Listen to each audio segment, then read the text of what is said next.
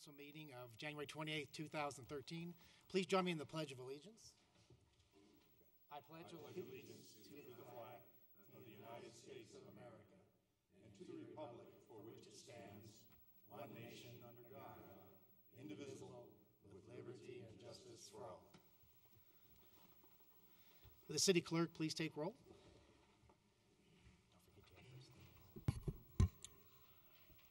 Mr. Reinhardt.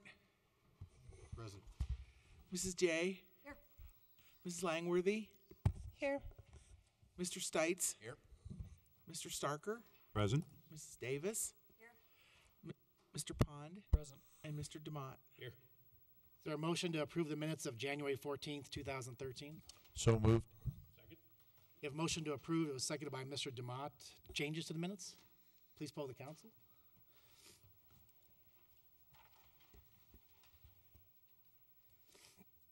Motion carries 7-0 with Mr. Starker abstaining. Thank you. I was asked to read one item under proclamations tonight for the public. This concerns Crown Hill. Crown Hill Park improvements on hold. Additional public input to be sought. Trail work at Crown Hill Park that is currently underway will be completed the next few weeks. Other improvements that were planned to be constructed this year are on hold, pending additional citizen input. To be notified of Crown Hill Park survey and have your name added to any announcement list related to this park, please email crownhill@jeffco.us and provide your contact information. Specifics on planned improvements are currently posted above, and the process for additional input will be announced on Crown Hill Park webpage as it becomes available. Please check the site frequently. Thank you. The next item on the agenda is citizens' right to speak. Please step forward if you're here to speak on any item not on the agenda. Do we have anybody here for public comment on any item not on the agenda? Please step forward.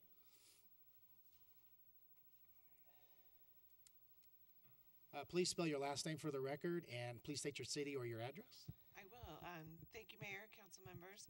My name is Melanie Keene-Knaus, and I am a staff member of Congressman Ed Perlmutter's office. Was just stopping by today. The address of our office, which would probably be most applicable, is 12600 West Colfax Avenue, Suite B as in boy -400 in Lakewood 80215. Just stopping by tonight to say hello. We are, I know you guys are familiar possibly with Jerry Pfeiffer in our office. She has come by many times in the past. We have adopted a lot more cities now with redistricting, and so I'm helping Jerry out with outreach and just wanted to introduce myself. Also just let you know that I'm available if there's any way our office can be of assistance, or if there's anything that comes up that any member of staff can assist with. We are hoping to get the congressman out here personally to speak with you guys directly at a meeting, answer any questions, just do an in-person touch with the city council in general. And we're in the works on scheduling that. So I was in contact with Janelle earlier today about the schedule, and just trying to figure out what might work out. So looking forward to that. And if there's any questions that I can answer, anything like that, I'd be happy to, but just saying hello. Oh, thank you. I have a really major head cold, so I didn't hear. Did you spell your last name for the record? Knaus, K, N as in Nancy, A-U-S as in Sam. Thank you. Do we have anybody else here for public comment tonight on any item not on the agenda? Seeing none, we'll move on to approval of the agenda on any changes on the agenda this evening. Ms. Langworthy?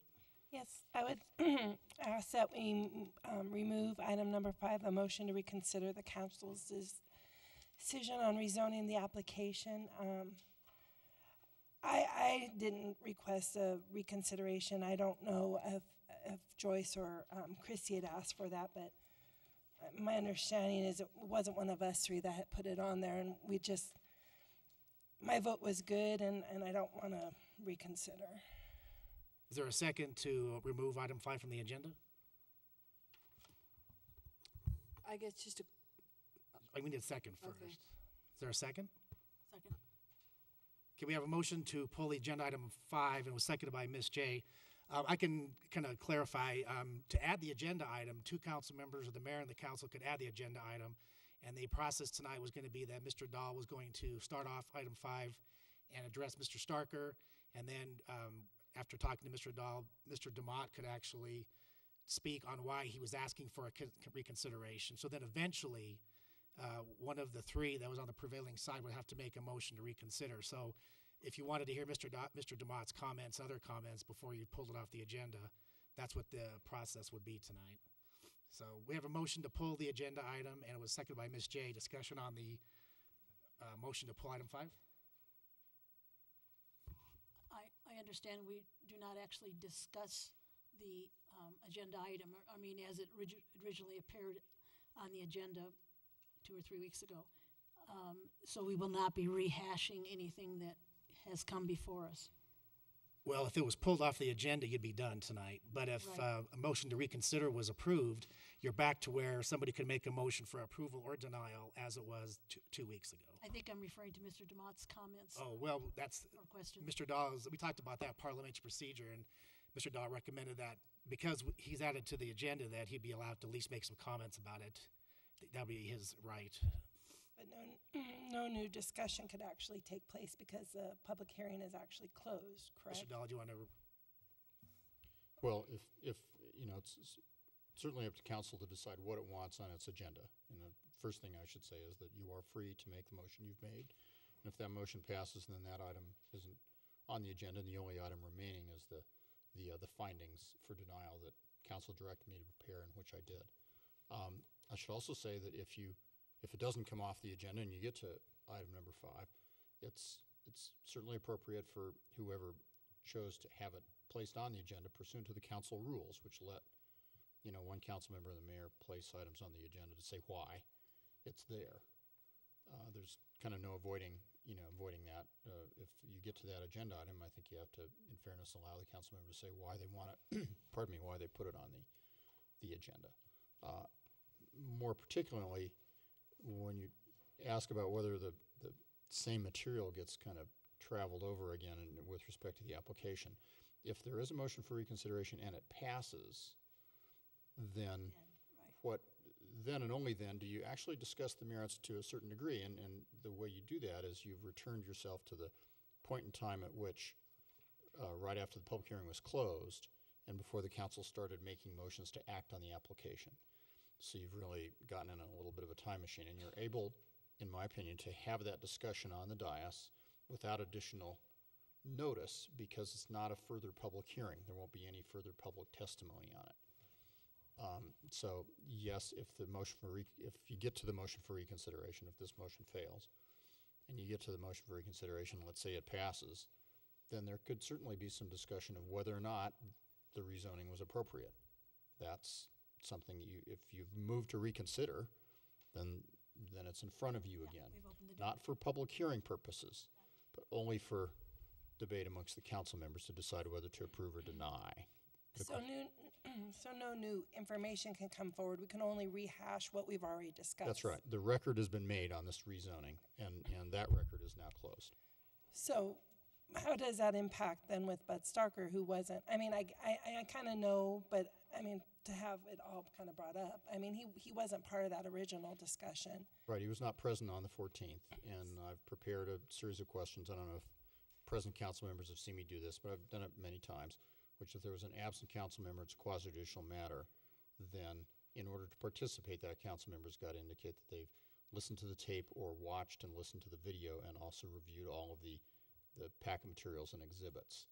And I have a couple of questions around that establish whether or not then the council member is prepared and able to participate. And your council rules, as you know, address that and contemplate that. So if we get to that point, I'll be in the position of asking Mr. Starker those questions. In my opinion, because you're either deciding whether something's on the agenda or not, he can vote on that without me having to go through those questions with him.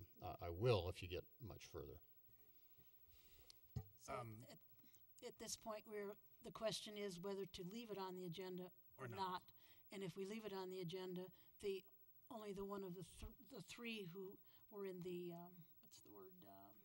prevailing side can make a only the motion to prevailing side can make the motion to open that discussion again. Right, after some council members have a chance to explain why they wanted to reconsider. That's what Mr. Dahl was saying, that Mr. DeMott and whoever else wants to speak on it should be able to at least try to talk to you or anybody else and say, this is why we believe it should be reconsidered. That's So only fair. in any situation, those comments would be made. Right. So, Mr. Demott, you had a comment on the motion to pull the agenda item? I do, just real quick. I just, I know that was a long item, and it just seemed like we, did a whole lot of listening there, and then when it came time, it went real quick at the end. I didn't get a chance to say what I wanted to say after my motion to approve.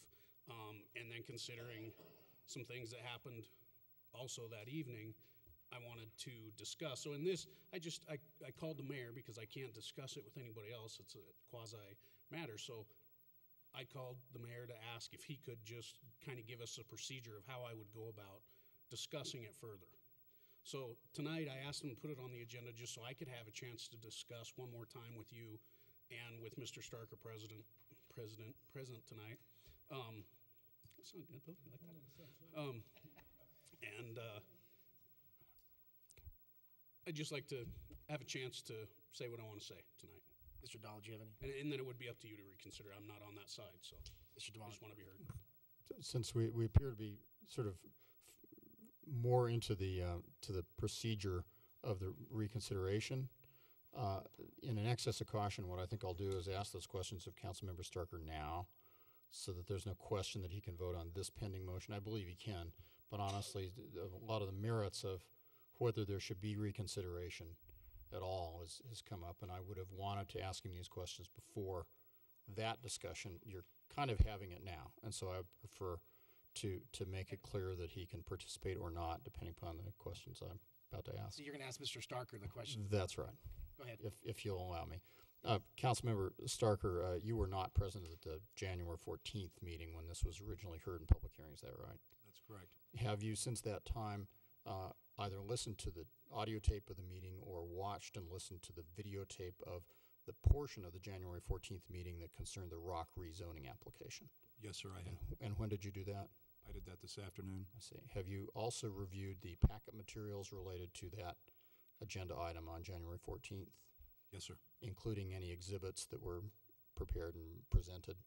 Yes, sir. Do you believe, based upon that review, that you have a fair understanding of the information that was presented during that agenda item? Yes, sir, I do. Do you believe that you can make a fair and unbiased decision on the matter as informed by the fact that you've listened to the tape and reviewed the materials? Yes, sir, I do. In my opinion, Mr. Starker can participate fully in the remaining decisions on the matter. Thanks. Okay. So right now we have a motion to remove item number 5. It was seconded by Ms. J. Please poll the council on the motion to remove.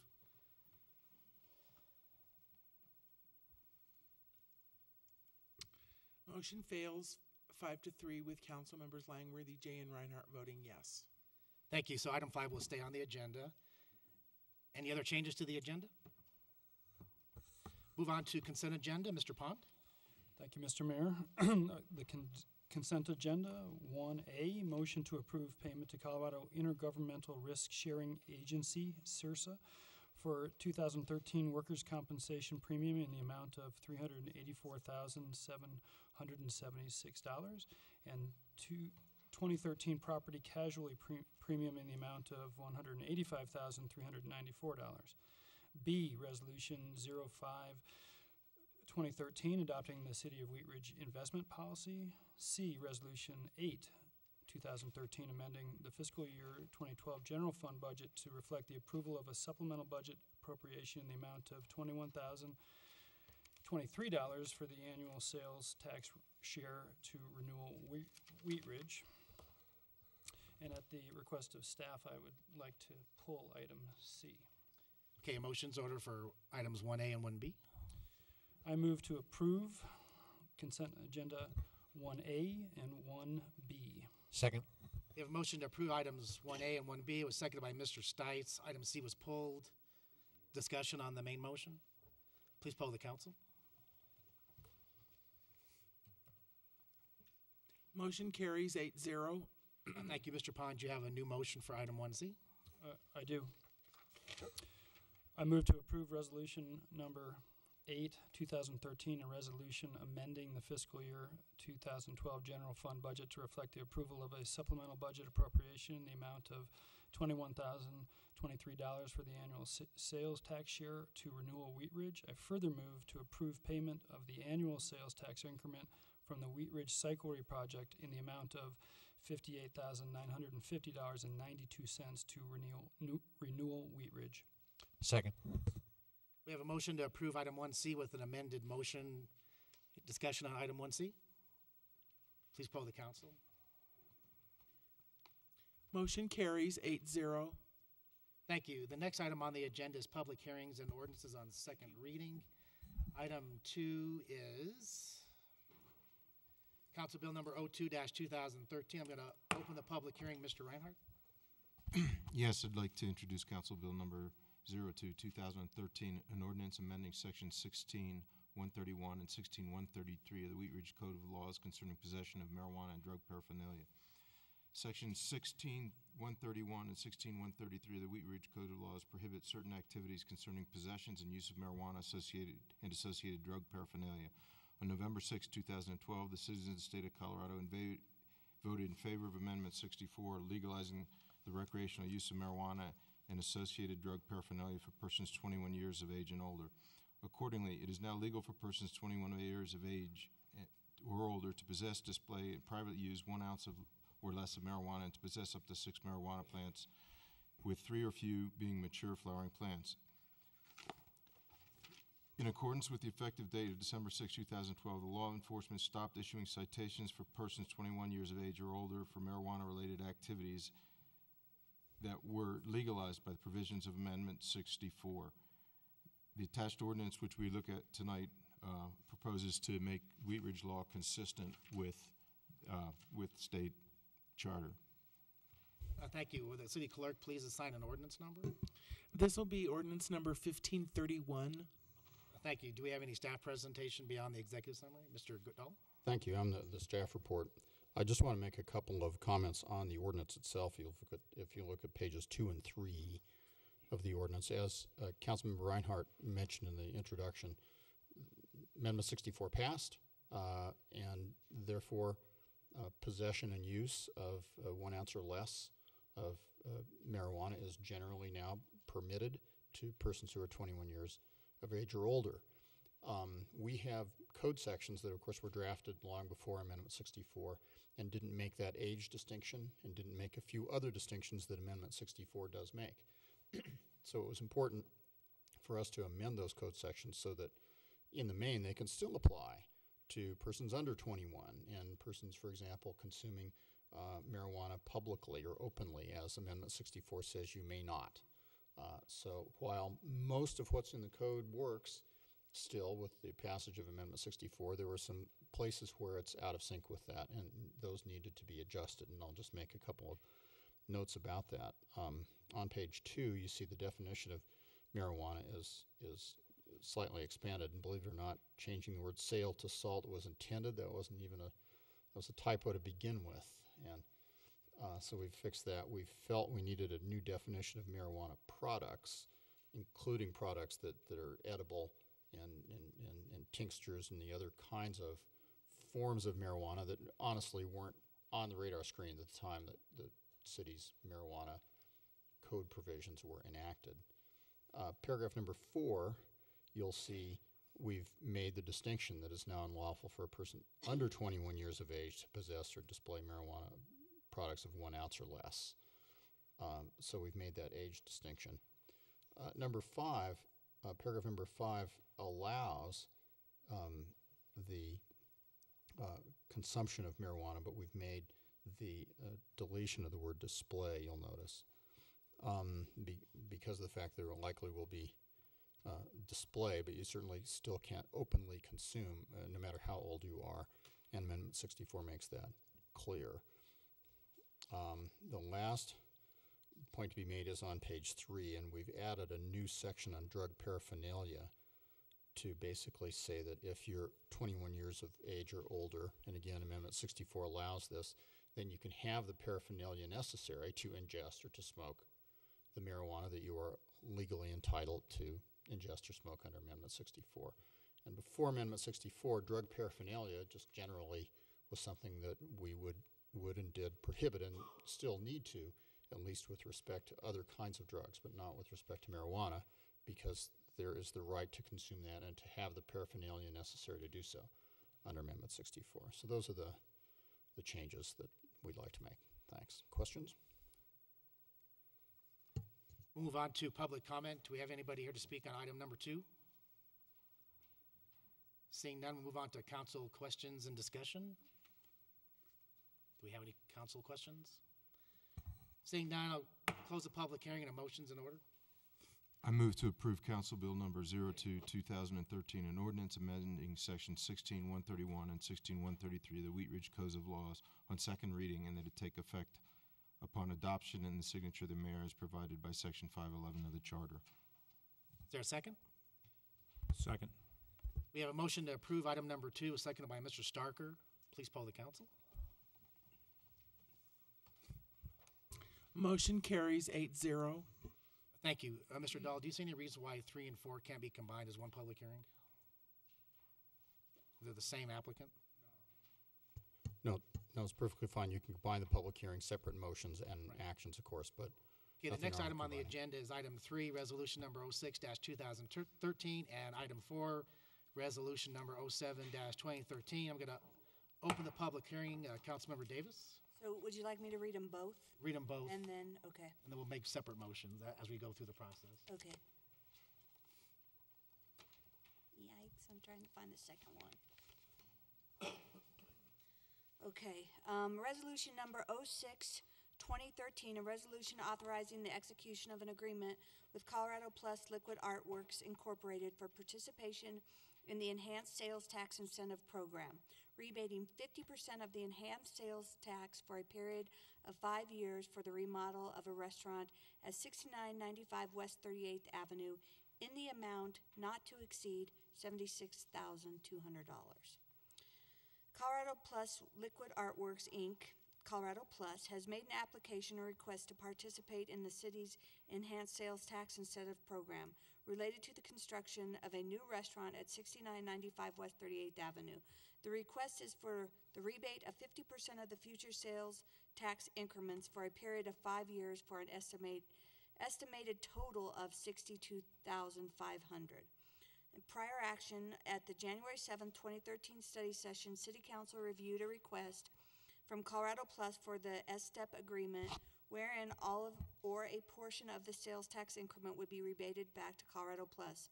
City Council discussed the request and directed staff to draft an S-STEP agreement to rebate 50% of the future sales tax increment for a period of 5 years in an amount not to exceed $76,200.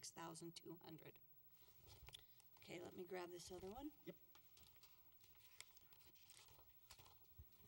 Threw me off guard here.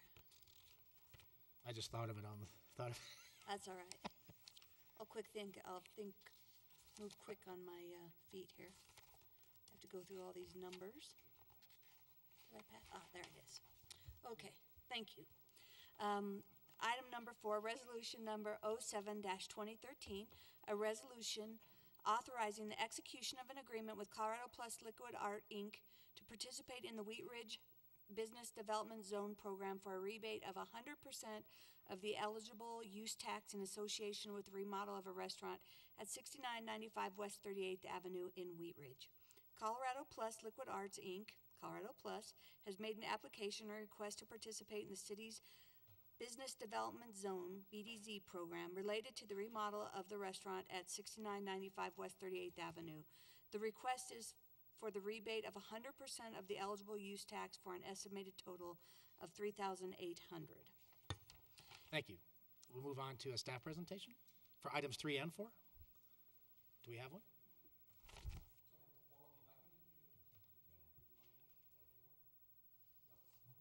So no staff presentation? Okay, do we have the applicant like to speak? Please step forward and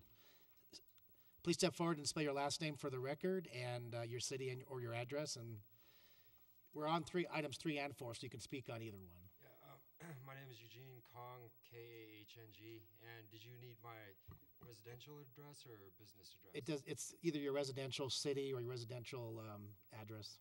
4827 West 26 Denver. Thank you. And I just appreciate this opportunity, and thanks for listening to our case, and thanks for actually considering this. Appreciate it. So we plan to bring some good business into the city. Thank you. Okay, thank you. Do we have anybody here to speak on under public comment for items 3 or 4? Council discussion or questions while we're in the public hearing? Mr. Demott? I'm sorry, I forgot your last name already. I just had a quick. You were a previous business owner in the city, yes?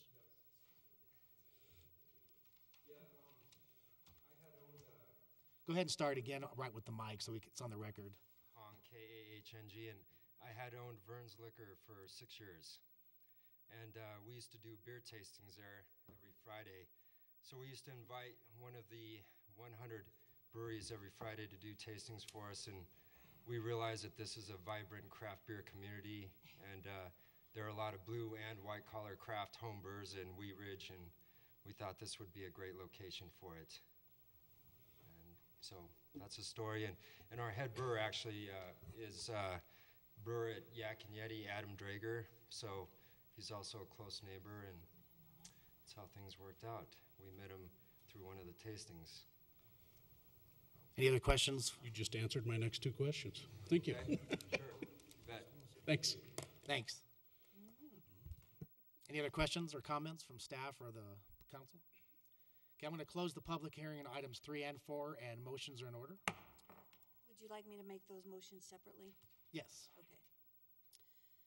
Okay, so on item number 3, I move to approve adoption of resolution number 06-2013, a resolution authorizing the execution of an agreement with Colorado Plus Liquid Arts, Inc. for participation in an enhanced sales tax incentive program, rebating 50% of the enhanced sales tax for a period of 5 years for the remodel of the site at 6995 West 38th Avenue in the amount not to exceed $76,200. Is there a second? I'll second that. We have a motion to approve item number 3 was seconded by Mr. Starker. Discussion on item 3 motion. Mr. Stites? Yeah, I just want to say something that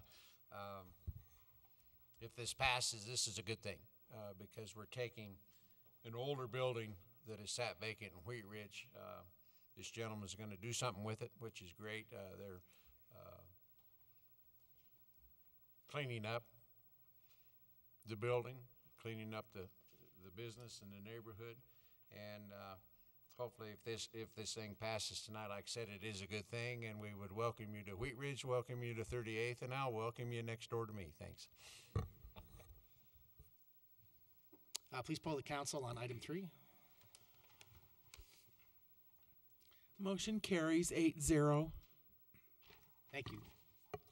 Okay, on item number 4, recommended motion, I move to approve resolution number 07-2013, a resolution authorizing the execution of an agreement for Colorado Plus Liquid Arts Work, Inc. to participate in the Wheat Ridge Business Development Zone Program for a rebate of 100% of the eligible use tax in association with the remodel of a restaurant at 6995 West 38th Avenue in Wheat Ridge. Is there a second? Second. We have a motion to approve item number 4 was seconded by Mr. Reinhardt. Discussion? Yeah. Mr. Demott? I just have, maybe I should have asked this under the public, are you also the building owner? Okay. I'll let the record show the applicant had said yes, he was the building owner. Mr. Stites? Okay. One more time, if this thing passes, this is a good thing because you're taking an older building. And I want people to understand we've got a ton of older buildings in Wheat Ridge that have been there for years. They have to bring them up to date. A lot of them that were in business didn't have to have handicap accessible features in them. Now they do. They didn't have to have fire sprinkler systems. Now they do. So this presents problems with some of our older buildings. So I think to get it going, I think we're going to have to give some incentives to get people to come in. Otherwise, we're going to be staring at some of these older buildings that are vacant for a long time. Please, Ms. J. Yeah, I too want to join in and say I'm very happy that we have some incentive programs both this direction as well as the Wheat Ridge Business District, which will be helping you with that bathroom. So I'm very thrilled that you're here and welcome aboard. Please poll the council on item 4. Motion carries 8-0.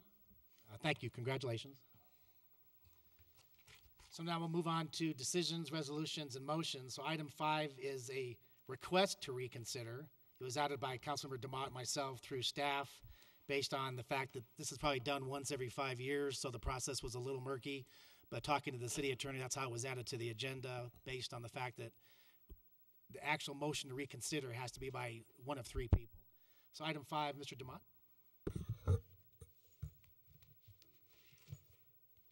Thank you, Mr. Mayor. I want to thank the council also for giving me a chance to let you in what I'm thinking here. To continue discussion on case number WZ 1208, the rock application. As we know, the application was denied on a technicality resulting from the legal protest by an adjacent property owner, and although a majority of the present council members were in favor, it did not pass. And let me explain why this bothers me. We have a property owner that has come in and asked for a rezoning. He was represented by a realtor, although he hasn't, he didn't say whether he wanted to sell it or not. Now, with respect to the other neighbors, and I know every one of them that was in here, they come in the restaurant all the time, so I am literally putting my money where my mouth is on this one. In the future, those neighbors, anyone in this room, when you go to sell a property, you're going to go looking for a realtor. A realtor is a second set of eyes that's going to come in and tell you, you ask that realtor, go get me as much money as you possibly can for my property. Not just for me, but to raise the property values in the neighborhood. That's the goal of the city. Your realtor is going to go out and he's going to look at the comp plan, which we adopt, which we put our ideas in. Staff assists, they write up the comp plan. We approve it every couple of years, 3 years. And in this case, they came to staff and they asked staff, what can we do to this property? And they said, like we've said on hundreds of properties in Wheat Ridge, all along the Wadsworth corridor, all along the 38th corridor, and 2 weeks ago also, 2 other times after this vote, we voted on the exact same mixed-use neighborhood zoning. The next 2 items were the same rezoning. Staff said mixed-use neighborhood is about what you could rezone to from agricultural. There's really no other direction to go on this. They said, okay, costs a little money. They wrote a check. They asked staff to help them out. Staff went to Planning Commission with a recommendation of approval. The reasons that they put were exactly what they had in the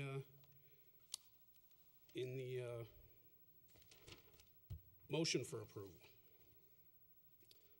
The motion that I read for approval pointed out that it is, according to staff recommendation to the Planning Council, to the Planning Commission, it is consistent with the goals and objectives of the comp plan, our own comp plan. Our comp plan that we have followed for the last year. We've rezoned literally hundreds of properties to mixed use. The zone change is compatible with the surrounding area. That neighborhood is the definition of a mix of uses. There are different uses in that neighborhood. That is the definition of a mix of uses, mixed use. It will not adversely affect the public health, safety, and welfare. What we're looking for is the change in the zone going to hurt the safety of the neighborhood, the welfare of the neighborhood, or the health of the neighborhood? The zoning, it's an invisible thing. It can't possibly hurt any more than any other zone change. I would say if we're gonna say that it's affecting the health and safety, then maybe we need to look back at the hundreds of properties we've rezoned in the last couple of years on Wadsworth and 38th, and look how that's affecting the health, safety, and welfare of the neighborhood. The property is currently underutilized. Yeah, it's a bare lot. There's nothing on it. It's not the kind of bare lot that people are playing baseball on or riding their bikes on or anything. It's literally just a bare lot.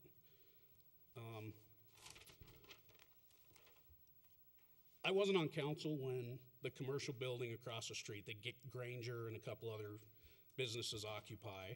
I wasn't here when the commercial building that houses the production company to the west was built or occupied. I wasn't here when the Head Start started or the school. I wasn't here when the log home builder started, the kennels, the memorial business. That was a lot. That was dozens of years, decades ago. A lot of us weren't here. But there also hasn't been any residential development on that street since, as long as I can remember, and I have friends that live down there.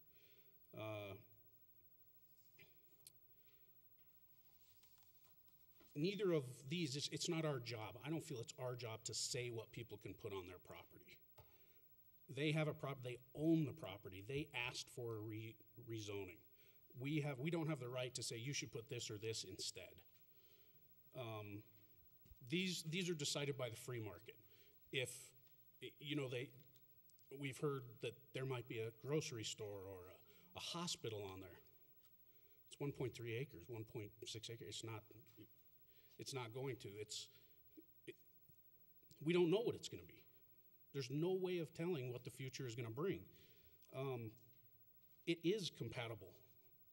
It's compatible with the surrounding area in that it could be a business, it could be residential. That neighborhood kind of went both ways. I'd like to go back. I'll get back on track here. I asked that, I was glad that we had this opportunity because as we went back, tonight we approved minutes from the last meeting. And if you go back through our minutes,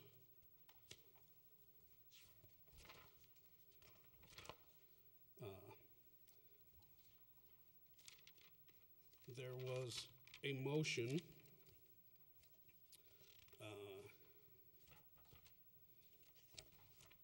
there was another rezoning. The address was 3775 Benton Street. He was asking for a rezoning to mixed-use neighborhood. This man came in, he owned the property or thinking of buying the property. He was a realtor. He was a professional realtor. He thought that would be the best use. In that, Ms. Davis made the motion of approval under all of the same reasons that that motion carried 7-0. We all agreed that the zone change was compatible with the surrounding area, will not adversely affect public health, safety, and welfare. The property is currently underutilized. Same reasons. Mixed use. The very next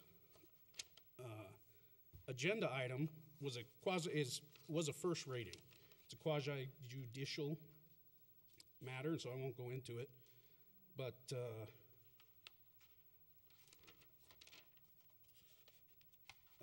it received similar unanimous approval. It was moved for approval by Ms. J to rezone to mixed-use neighborhood. So as I sat here, my frustration kind of grew, and on that, I'd like to refer to the city attorney for procedures of a motion for reconsideration, which we've heard, but I hope that my comments could prompt more questions on your part, and that Mr. Starker might have a chance to discuss. And I'd like to ask Mayor DiTullio to entertain a motion from a qualified member of council if they so desire. So right now we need to either make a motion for reconsideration or not. That's right. I don't want to make a motion. I wanted to address a comment he made. Well, I think at some point we have to, Mr. Dahl had said that at some point we have to call for a motion or not, and then just. That's fine, but he brought up, he kind of brought up in a way, saying that my decision on one item should, and then my decision on a different were the same, and they're not. The house on Benton Street the gentleman was looking on putting basically a single dwelling unit with a very small business on that lot, which is different to me than those people who live on Xenon and the impacts. And I see the impacts all the time because I drive down Youngfield and 44th. People do use Xenon and 44th as a bypass. I mean, this morning they couldn't because there was a gas line break or whatever. But I mean, they use it, they treat it. The difference on Benton has curb and gutter. Xenon does not have curb and gutter. So there's really no, I mean, it would almost feel different for me if Xenon had the curb and gutter and there was a place for people to park in a different manner than actually in people's lawns. And what they're asking to be, that mixed use isn't like housing units on top and businesses on the bottom. It's wide open, and to me that's different impact on a neighborhood than a single dwelling unit. And that's why I felt like my vote, I felt confident in my vote of voting no. That's why I moved to deny, because it has a different impact than a single house.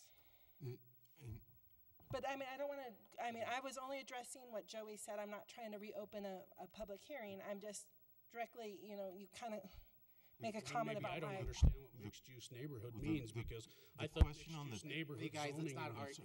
Let's everybody. I was trying to pull us back as Yeah, we're only parliamentarian.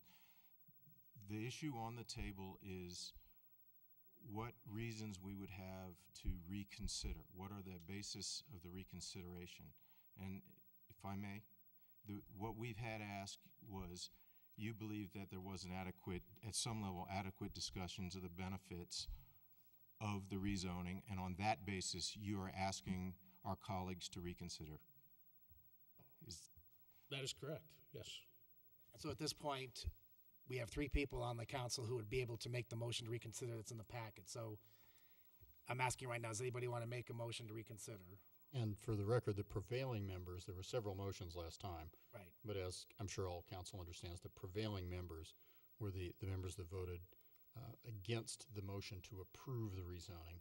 And those were council members Davis, Jay, and Langworthy. Is there a motion?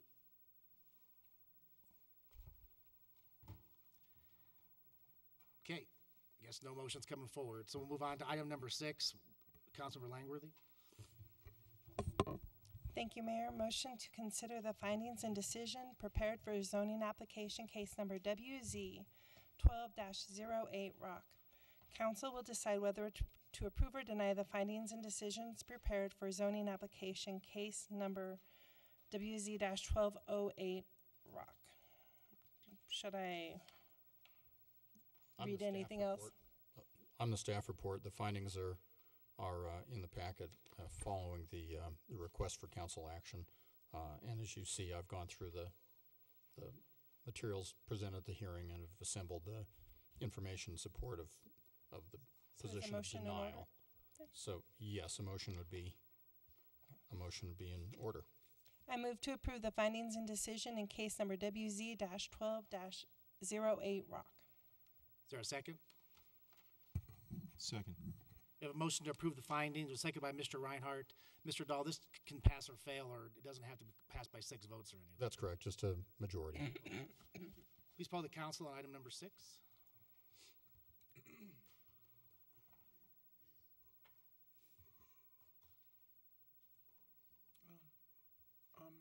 Ms. Davis, didn't get yours.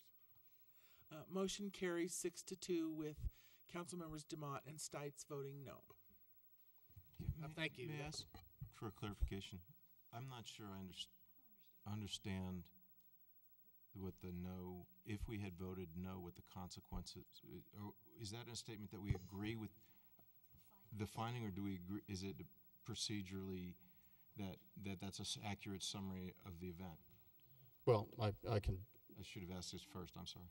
I can tell you that in the event this motion had failed, you would be done with the item, but the application would still have been denied, because remember, the code is clear. Once there's a protest filed, it's got to get 6 votes to be approved.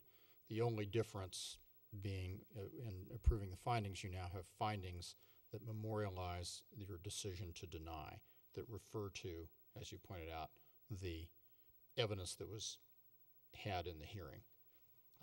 But even if the motion had not passed, the denial of the application would have stood, and instead a reviewing court would simply have to look through the record for itself to determine what the reasons were for the council's denial.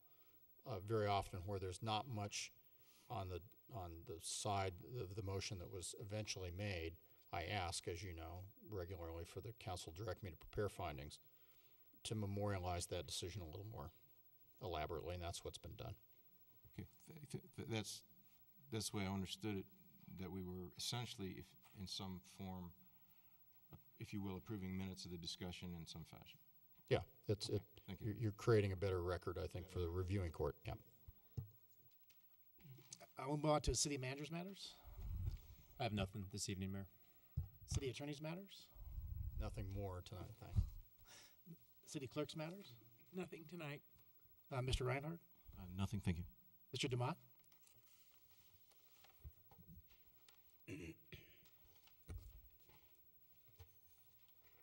Yeah, I would like to address some comments also that were made.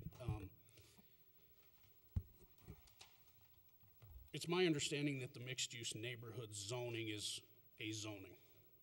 It's not, when they come in for zoning, they're not coming in with a plan. It's not a planned commercial development. It's not a,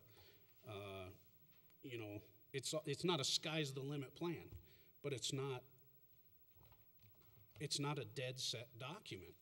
When we develop the mixed use, we're giving an array of uses that can be used on that. No one says you have to do this or you have to do that. That's the meaning behind a zoning. I think that it doesn't change different parts of the city, different districts, different streets. It doesn't change. The meaning does not change. And there is no one more opposed to mixed-use zoning than me. Maybe I don't understand it. I believe that I do. But we do it over and over and over. Every single week, there's an approval for mixed-use zoning.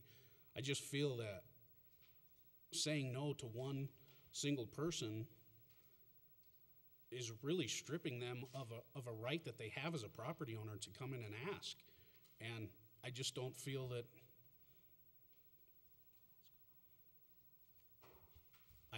we made the right decision. A majority of us did, but because of a technicality, it really truly didn't. We did not make the right decision.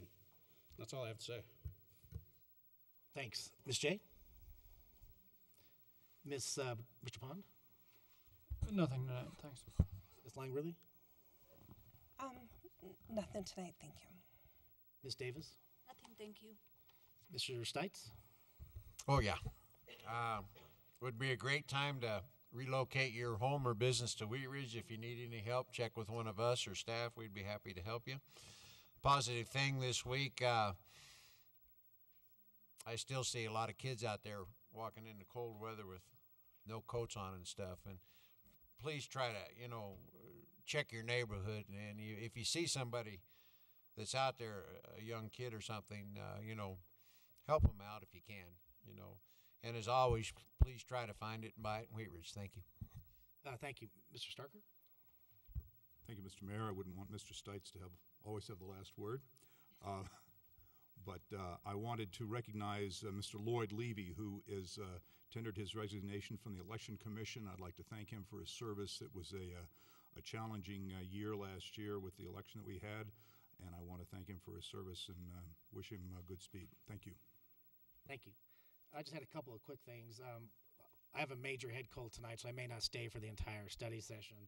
But one of the things I wanted to ask council to do is in the council rules, it mentions about you have to be recognized before you speak. And I don't want to be a real stickler about it, but it's easier for me if someone just raises their hand first before they just start speaking in the mic, because I'm kind of keeping a mental track of who has their hand up and who doesn't. And if I'm calling on Mr. Pond or Mr. Stites or Ms. Langworthy, and then someone just jumps in, it gets a little bit confusing for me to keep track of everybody. So I would just ask that they can follow that council rule and help me out a little bit on that as I chair the meetings. And then also I wanted to mention, I had also volunteered to be part of the faith-based community meetings with the police chief, and I talked to the chief, and I know you had a meeting already, but I'll be meeting with you when you get back or next week from your conference. But I'm meeting with the pastor from Saints Peter and Paul soon, and I'll kind of bring this up to him and see if we can get him interested in this faith-based service, faith-based community service with our community. And then the other thing I wanted to mention is there's a Wheat Ridge Housing Authority appointment coming up in District 1, and for a good thing, we have 4 applications already. The current person's been on for 13 years, and then we have 3 other new applications coming in. So, in an effort to be fair to everybody, I want to talk to everybody and see who's interested.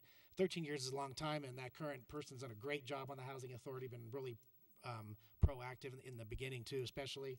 So I just want to give everybody a heads up that I have 4 applications, maybe more, because I think by the end of the week we'll have is the last for the applications come in. But I probably won't have a name in the packet because I want to talk to everybody, and I'll just like the boards and commissions when council does the boards and commission appointments. You have blanks in there. I'll probably leave this one blank and make the nomination the night of the meeting. I want to get everybody involved and talk to them and see where we're at. So just want to give everybody a heads up so there's no question about what's going on. So lastly, I wanted to thank Sue Schaefer and House Rep Sue Schaefer and Sherry John, State Senator Sherry John, for their meeting on Saturday. It was good. We had a panel discussion, and a lot of folks were there from the school district. Chief Brennan was there, and Jefferson Center for Mental Health. And that was the last thing I wanted to mention. I don't have the flyer.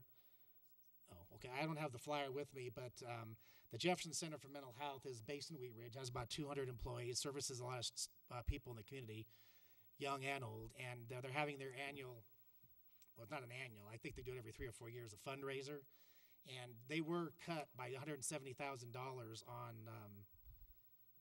the county budget. So they have some bigger sponsorships this year, and I'll bring the paperwork in at the next study session, but they have some table sponsorships like $5,000, $10,000, $25,000. That's a lot of, I know that's a lot of money, but I wanted to bring that flyer information in that the city could sponsor a table and be one of the major sponsors, since that is a nonprofit and a business in the city. So I'll bring that paperwork in.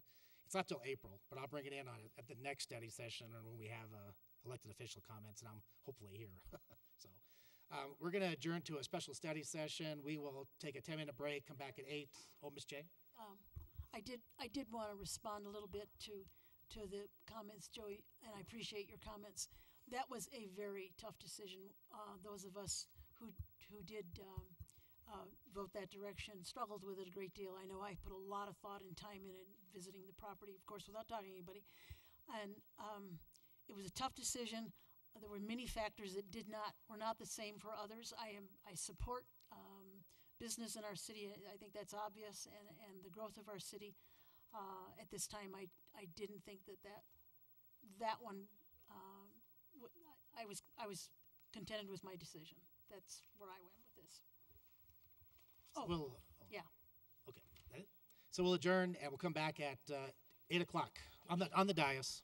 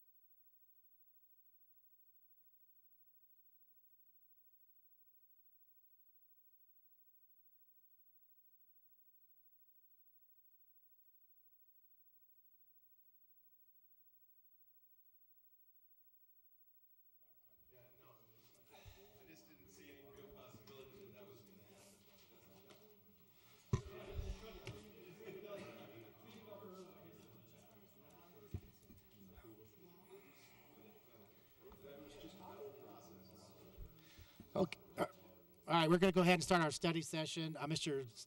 Is there anybody here for public comment on the agenda items that wanted to speak ahead of time on any item that's on the agenda from public? Please step forward if you're here to speak on the public comment for our study session. Seeing none, we'll move on to approval of the agenda. Are there any changes tonight? Yeah. Mr. Stites? Yeah, I'd like to pull item 5, council rules discussion. You want to make a consensus on that then, or? Mr. Stites is recommending we pull item 5. Anybody in favor, not in favor? I just thought there's some things that have come up that are worth going back through, and a quick review of the council rules was worthwhile. So I'd like to have that discussion. Anybody else, pro or con?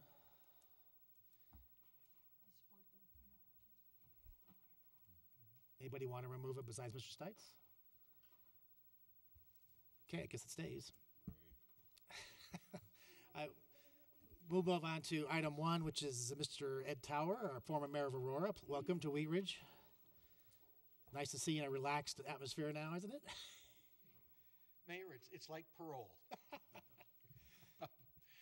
Well, first, thank you for letting me speak to you this evening. I've been told that when you do public speaking, the first thing you should do is try and put everybody at ease. So let me tell you 2 things that will hopefully help. The first one is I am not going to ask you for any money. And the second one is I'm not here to tell you you've done anything wrong. In fact, not only do you do a lot of stuff right, but your staff is terrific to work with. So I want to talk to you about something for a few minutes tonight.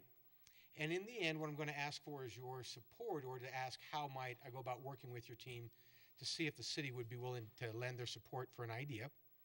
And the topic has to do with stormwater. Now, I know that to most of you, that's the single reason why you ran for city council.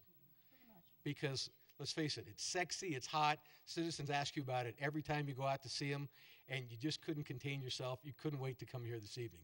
In fact, I think the mayor said that's why there's so few people here this evening, is because we're talking about stormwater. So the question is, why am I coming to you to ask you to think about it tonight? And it's because stormwater has a big impact on how we develop and how we build. Like you were looking at some issues this evening about redevelopment, and the rules around stormwater that are being proposed could make that a lot harder and impact our ability to bring jobs into communities, not just here in the Front Range, but across the country. So the reason that I want to talk to you about it is because of its potential impact on jobs. So the first thing I wanted to mention about stormwater is, we have something that's kind of unique in Colorado. We have what I call practical environmentalism. Every community that you talk to when you go to CML or National League of Cities or any kind of conference, one of the things that really sticks out about communities in Colorado is that we're going to take care of our environment. And that doesn't matter if you're Republicans or Democrats or unaffiliated. That's really a value that we share as Coloradans. And part of taking care of the environment is clean water. And we have a saying, clean water is not open to negotiation. It's something we're going to do, period, in our communities. That's a value that we all share. And part of clean water is managing runoff. When you build buildings, you have roofs, and instead of having where it used to be a field and most snow and rainwater gets absorbed into the field and slowly works its way through the water table, instead, roofs and parking lots and driveways and sidewalks create runoff. And we have gutters that handle that runoff, but we also recognize that that does increase the volume and the flow of the water. And if you just push it right into the river, you can create problems with erosion. We all recognize that. And also sometimes it carries oil off the roads and things like that. So we all implement systems to make sure that stormwater is handled correctly when you do development. You have retention ponds and things like that. And the way that works today is that every community in Colorado that has urban development makes an application to the state, and the state approves your stormwater plan. And that's under the Clean Water Act that was passed by Congress. And the neat part about that is that the state makes sure we have clean water from each community, but at the same time, the plans for Fort Collins and Wheat Ridge and Castle Rock can all be different and reflect the different ecologies of those different communities. Michigan and Miami and Palm Springs don't have the same plan. because they have different ecologies. That's what's neat about the system that we have today. The EPA is looking to come up with some new regulations, and these new regulations aren't going to solve stormwater, they're going to make it worse. You know, one of the things that you have to get used to in Washington, one of many things you have to get used to with Washington, is they have these things that I call bureaucracy speak. They don't always come right out and tell you what they're thinking, but they kind of hint at it. For example, they don't say, here's what we're trying to do. They say, these are the considerations that we have in this project. Okay? The considerations that they have for this new initiative, the first one is they want to expand the reach of these stormwater rules. Okay? Now, the number one job of any bureaucracy, whether it's in a private corporation or in a public environment, is to ensure the survival of the bureaucracy. And the best way to do that is by expanding what it is you control. So that's rule one. Rule two, a single set of stormwater rules to apply across the country. An obviously bad idea that won't work well. So the rules for Washington, D.C. and for Wheat Ridge would be the same. Not a good idea. They want to make the rules more stringent, and they want to require retrofit of existing properties. Let me go through what some of that means. Now remember, we have a very good system for how we manage stormwater today. In fact, in Colorado, we have some great national success stories. Many of you might have heard of the Cherry Creek Basin Authority. In the last 20 years, with all the development we've had in the Cherry Creek drainage, we've actually been able to improve water quality in that basin by how we manage storm runoff. So we have good evidence that we're doing a good job. So it's not coming from zero, it's coming from a good program that's in place today. Some of the things that they've suggested need to be added across the country is living roofs. Now you've all seen when they have grass on a roof, right, to absorb the rainwater. Last summer we had a drought, right? So wouldn't that mean we'd just be watering those roofs? They really aren't helping. So things like that might work great in Virginia, not necessarily a good idea in Colorado. They require us to plant trees over and above a tree program that you might have today, with no evidence that those trees are going to slow down or improve stormwater. And perhaps the most egregious thing that's in their plan is the idea of on-site retention, where you have to take the first inch of a rainfall event that falls on your property and retain it on your property and then use it on that property. In Colorado, that violates our state water laws. One size fits all just doesn't work. And it's not just for new development or for redevelopment. It's also for pre-existing properties. Recently, they came up with a new plan for Washington, D.C. They gave them a square foot goal that they had to reach within the next 5 years to redevelop existing properties to meet these standards, even if those new properties weren't redeveloping. Then the last thing that's especially egregious is they're looking to make us retrofit some of our roads. So you'd have to look at the drainage when it rains on a road, for example, if you don't have curb and gutter, and build a system to change that drainage. Only what if there's no room to build the system? It requires you to go buy land to build the system. We could spend a half an hour talking about some of the problems that are created by this. But instead, I wanted to talk about what's missing. None of this is based on an analysis showing that we have widespread problems in the country, and in particular, there are no studies showing we have a problem in Colorado. We can talk later if you'd like. I can answer questions about why the best ideas of why the EPA is doing this. But there are no studies that show we have a problem. There are no studies that show we have a problem in any other state.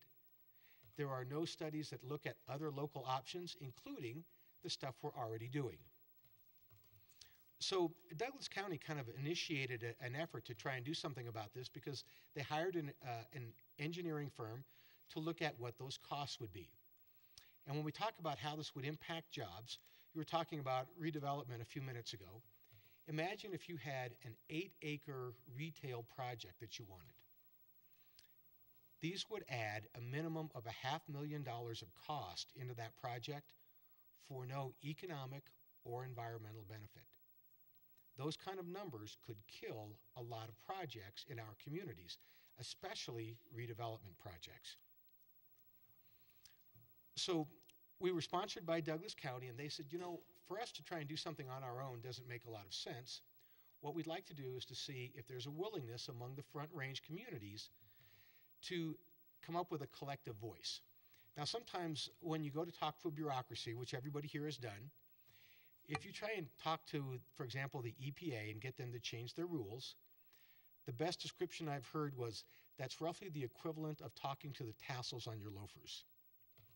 So what we're looking to do instead is to have a chorus of local voices to say to our delegation, this idea doesn't work for Colorado. So we'd like you to talk to the EPA and to tell them, retain the ability to have that locally driven, locally specified solution. Still have to meet the Clean Water Act, because again, clean water is not negotiable. It's part of our values as Coloradans. However, how we get there is something that should be unique to each ecosystem, and it needs to work for a given community. So what we're looking to do this evening is to ask you, how might we work with your community to add your voice? And let me give you a quick list of some of the people that we've already spoken with. We already have commitments and letters from Thornton, Commerce City, Firestone, Lone Tree, Weld, Jefferson County, Arapahoe County. I'm in front of Parker next week, in front of Littleton tomorrow. Castle Rock and Arvada are writing the letter, and so we should get that this week. Greeley will get it to us next month, but they've already agreed to it.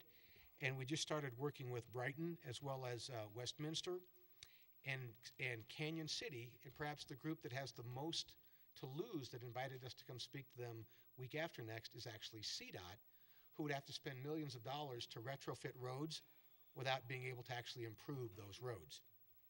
And so with that, what I'd like to do is to not talk any longer, but hear what your questions are or any concerns or suggestions you might have. And thank you very much for letting me come see you tonight. And Mayor, I had spoken with Councilman Reinhardt in the past, and I didn't know if he had anything he wanted to add to start with. No, I think that that we municipalities often have very little weight in getting a fair hearing on our issues at the state and national level, and for me, this is one where if we can put our voices together, we may get a little more protection.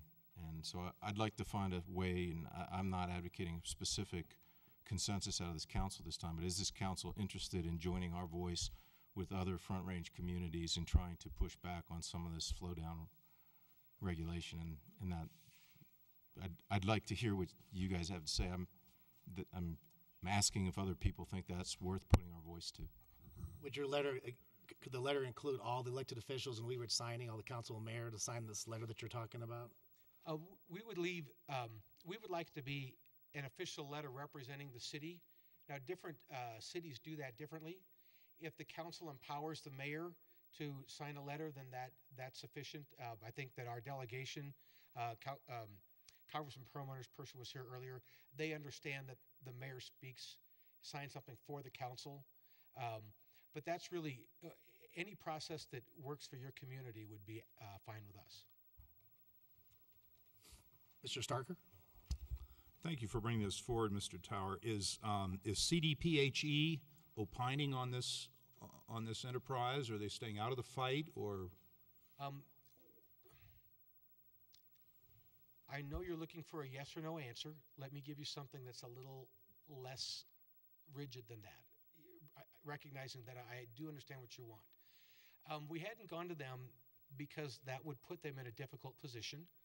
They're essentially an agent for the EPA under the current system. And so they would be kind of stuck in the middle. We will be going to the state of Colorado, in particular through CDOT.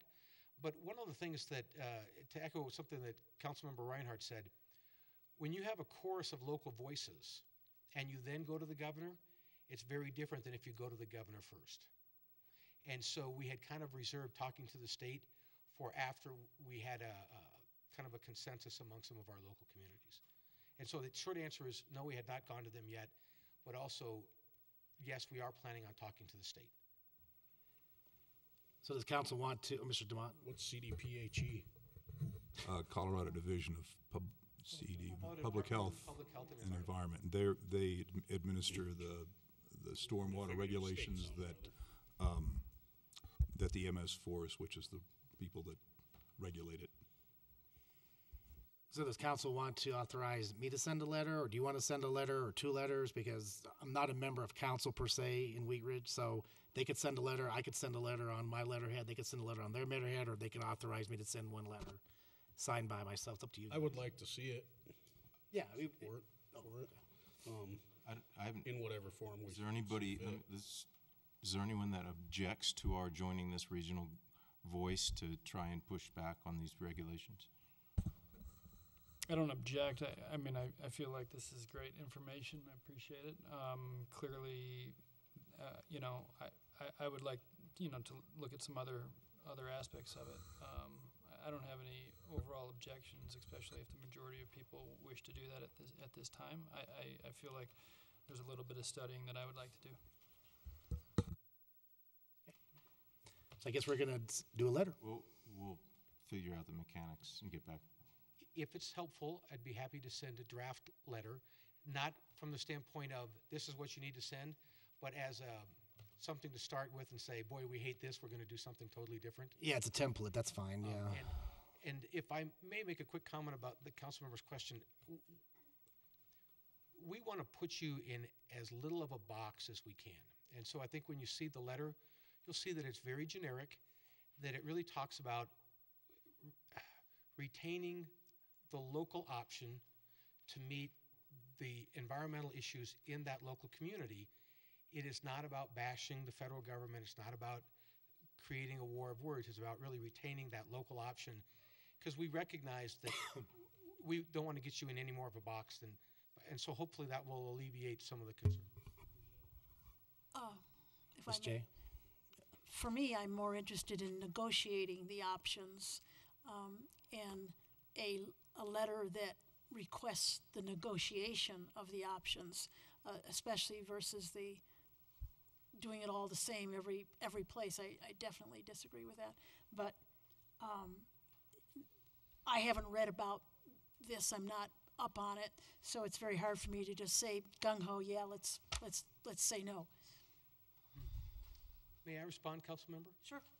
One of the reasons that you haven't read that much about it is because they haven't published them yet. One of the things you have to understand about Washington, I think if you talk to, for example, a lobbyist from Washington, they will tell you that once something's published, even though they have a public comment period, it's much, much tougher to change it than it is to change it while they're writing it. And they're likely to publish it at the end of spring or the beginning of summer. And so we think if we can get our delegation to go and say, not you're doing this all wrong, but retain this local option before they publish it, that we'll have a much better chance. But that one of the reasons that you haven't heard a lot about it is because they haven't published it. Last week I spoke to the Stormwater Engineers Council, and they spent an hour talking about it, but that doesn't always get elevated to the elected level. Mr. Stites? Will that court ruling that they just had, 2 weeks ago in West Virginia, is that going to affect anything? I apologize for grinning. What he's talking about is a court in West Virginia very unceremoniously disagreed with the EPA, who tried to make the argument that water is a pollutant in water, which I'm still trying to grasp. Not pollution carried by the water is a pollutant in water, but water itself being added to water is a pollutant in water, and therefore they get to regulate it as a pollutant. You would think that a ruling like that would admonish an organization and really make them change their approach. We think they're actually, from what we've heard, they're talking about appealing that. And so it should have made a big dent, but our belief is that it may not have. And we still think it's probably a good idea to be proactive and get our delegation to help us before rules are actually pushed out. Okay. Yeah, I was hoping that might have a big effect, but we'll see, because then now that is a prime example of where that little stream behind George Washington's house would have cost millions of dollars and displaced several families and this and that. That's how ridiculous some of this stuff is. Thank you. And thank you for bringing that up, Councilmember. It really is hard to imagine that you would take the position that water is a pollutant in water, which is kind of like saying air is a pollutant. I don't know how you get there, but thank you, sir. So, Mayor, become part of the coalition, you're asking for a letter that says Wheat Ridge wants to be part of the coalition or wants to take on certain responsibilities with the coalition, correct? You would have no responsibilities with the coalition. In the letter, you're welcome to say, we would like to add our voice to the coalition. Okay. But what you're adding your voice to is very limited. It is only saying, please retain that, please work with the EPA to retain that local solution ability. Did I answer your question? Yes, that's sir? perfect. Okay. I'm sure Patrick gets the. Mayor, should I send that to Mr. Goff? Is that the correct Sure. path? Thank you for your time. Thank you Thanks. very much. I just want to, for the record, the letters would be to the coalition. We would give you an option. We would ask that it be copied to us at a minimum. If you want to send it to your congressperson, that's okay with us. All of them except one so far have come to the coalition, but that's totally up to you. Thank you, Mayor. So we'll move on to EMS review and contract. I think at this time I'm going to head on out because I'm not feeling very well. So I'll pass the gavel and move on. So have a good evening and don't stay too late. You guys want me to move or should I do it from here? I can do it from here. I can move on. So the next next we're up for the EMS review in the rural Metro Pride Mark. Do we have a staff presentation? We do. Division Chief Castle will do the presentation.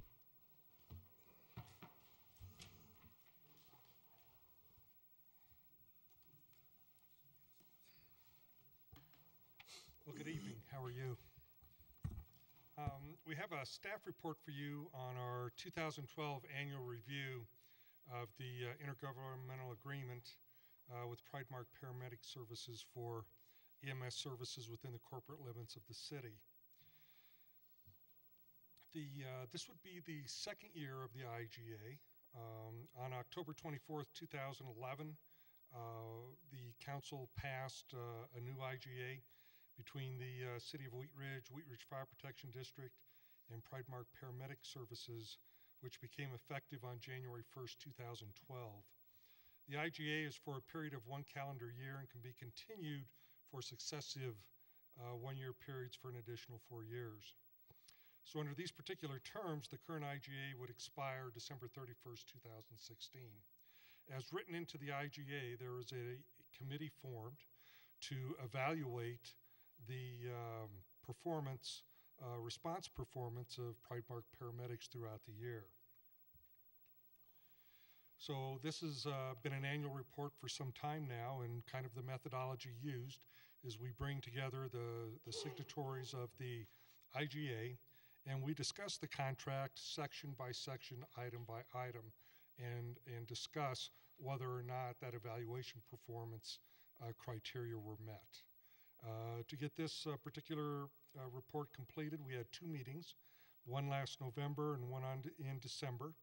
And those present was the Director of Operations and the Division General Manager for Rural Metro Ambulance, doing business as Pridemark Paramedics. Dr. Stephen Gillespie from Wheat Ridge Fire Protection District, he's the fire chief, myself, and we had a staff member that took minutes of that meeting. I'm not going to give you all the hard statistics and everything that's in the report. I'm sure you've read those for yourself. A couple of changes that we have here under section 2.2. We will be coming to the council for an amendment to bring the city of Edgewater into the response area of the Wheat Ridge Fire Protection District. And as of January 1st, the Wheat Ridge Fire Protection District provides service, fire and EMS services to the city of Edgewater. So we would need an amendment change to include city of Edgewater in that particular response area. Concerning the services provided by Pridemark, all of the criteria for their response, both in emergent cases and non-emergent calls for service, were exceeded by the fractiles as indicated in the contract. For emergency calls for service, there's a required response time of under 6 minutes. The 6-minute fractile was 90% as the evaluation criteria, and the overall average was 93.7%. So for all the months of 2012, they exceeded that criteria. Concerning calls for service that were non-emergent or non-emergency calls, what we'd call priority 2 calls, the response time was required in under 10 minutes, fractal of 90%. And throughout the reporting period of 2012, their percentage was 95.41%. So they certainly exceeded the 10-minute fractile for service in that particular area. One thing that as a committee we're particularly pleased about is throughout the year, Pridemark adjusted their unit hours and posting plans to ensure that Wheat Ridge citizens were getting quick and efficient response. So that was certainly welcomed, and I think they did an excellent job with that.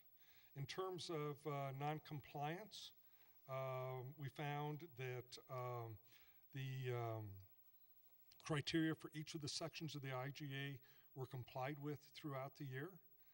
There were a couple of more minor communications kinds of issues, radio notifications to dispatchers and those kinds of things that presented some very minor problems.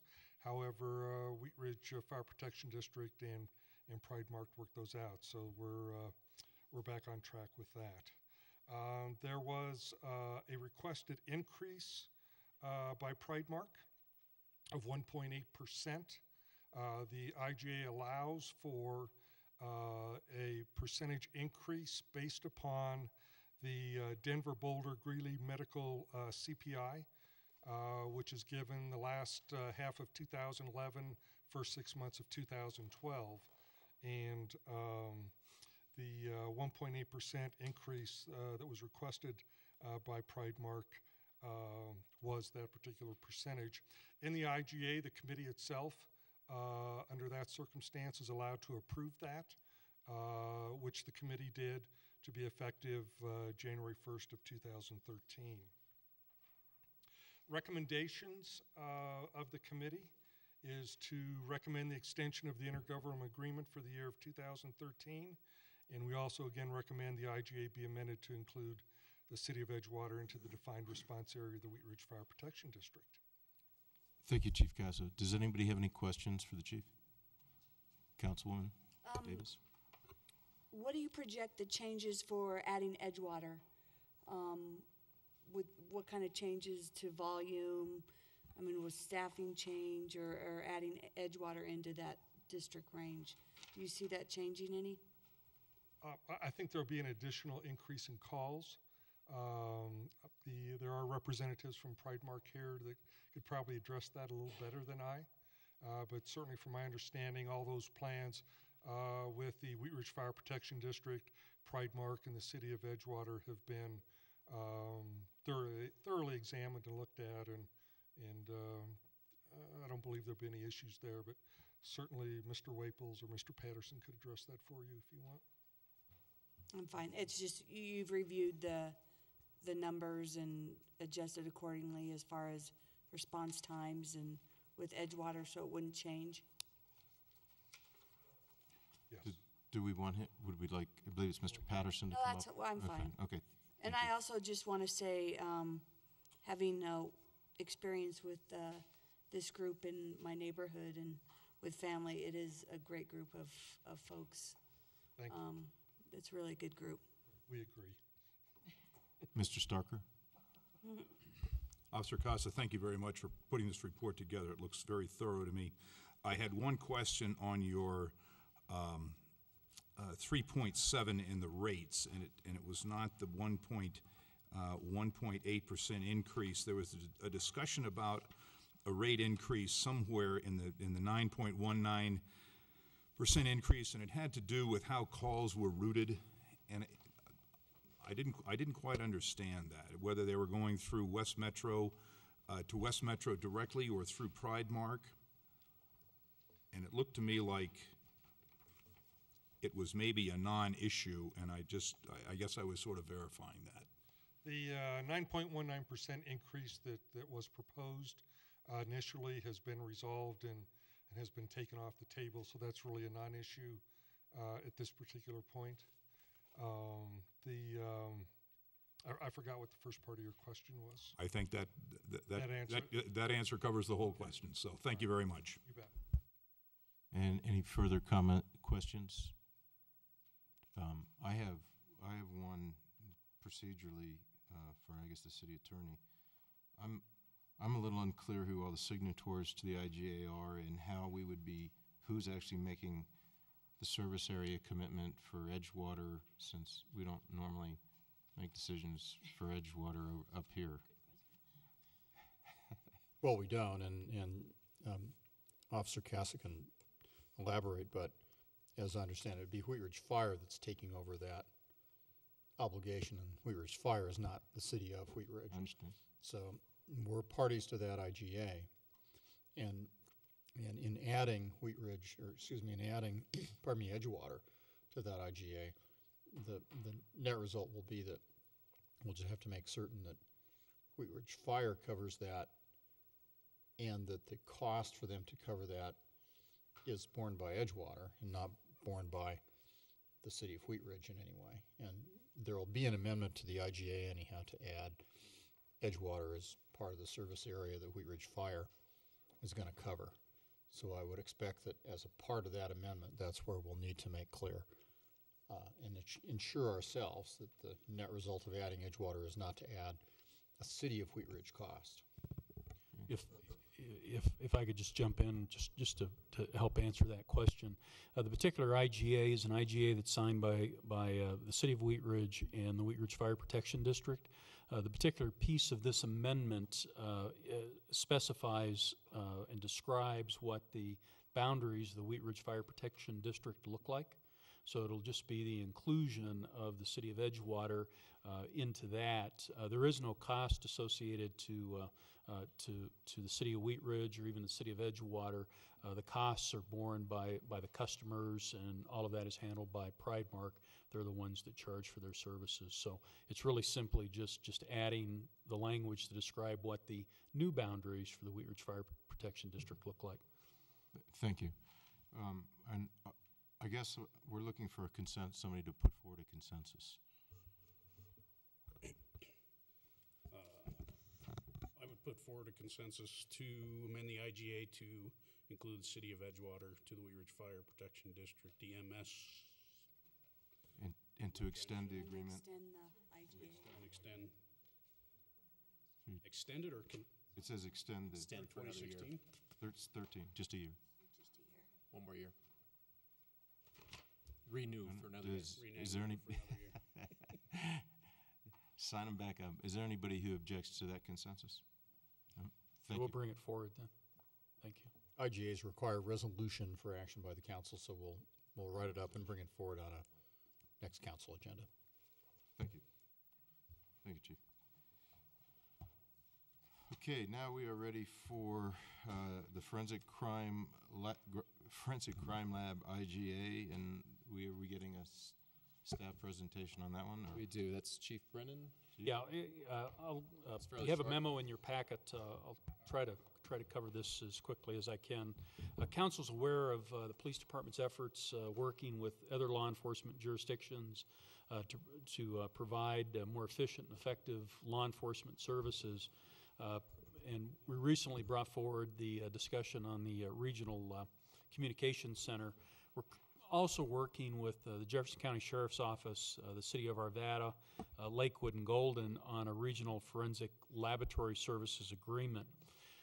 Currently, our lab services, which include the analysis of DNA, blood and serology, firearms, tool marks, and some of the chemistry work that's done is done by the Colorado Bureau of Investigations. And what we're proposing is, and I'll explain the reasons why in just a second, but what we're proposing to do is to create a regional crime lab that would be able to provide all of those services in Jefferson County. CBI, as I said, currently provides most of those services statewide. The only regional laboratory outside of the Colorado Bureau of Investigation that does the services that I've described with DNA, blood, serology, firearms, tool marks is the City and County of Denver.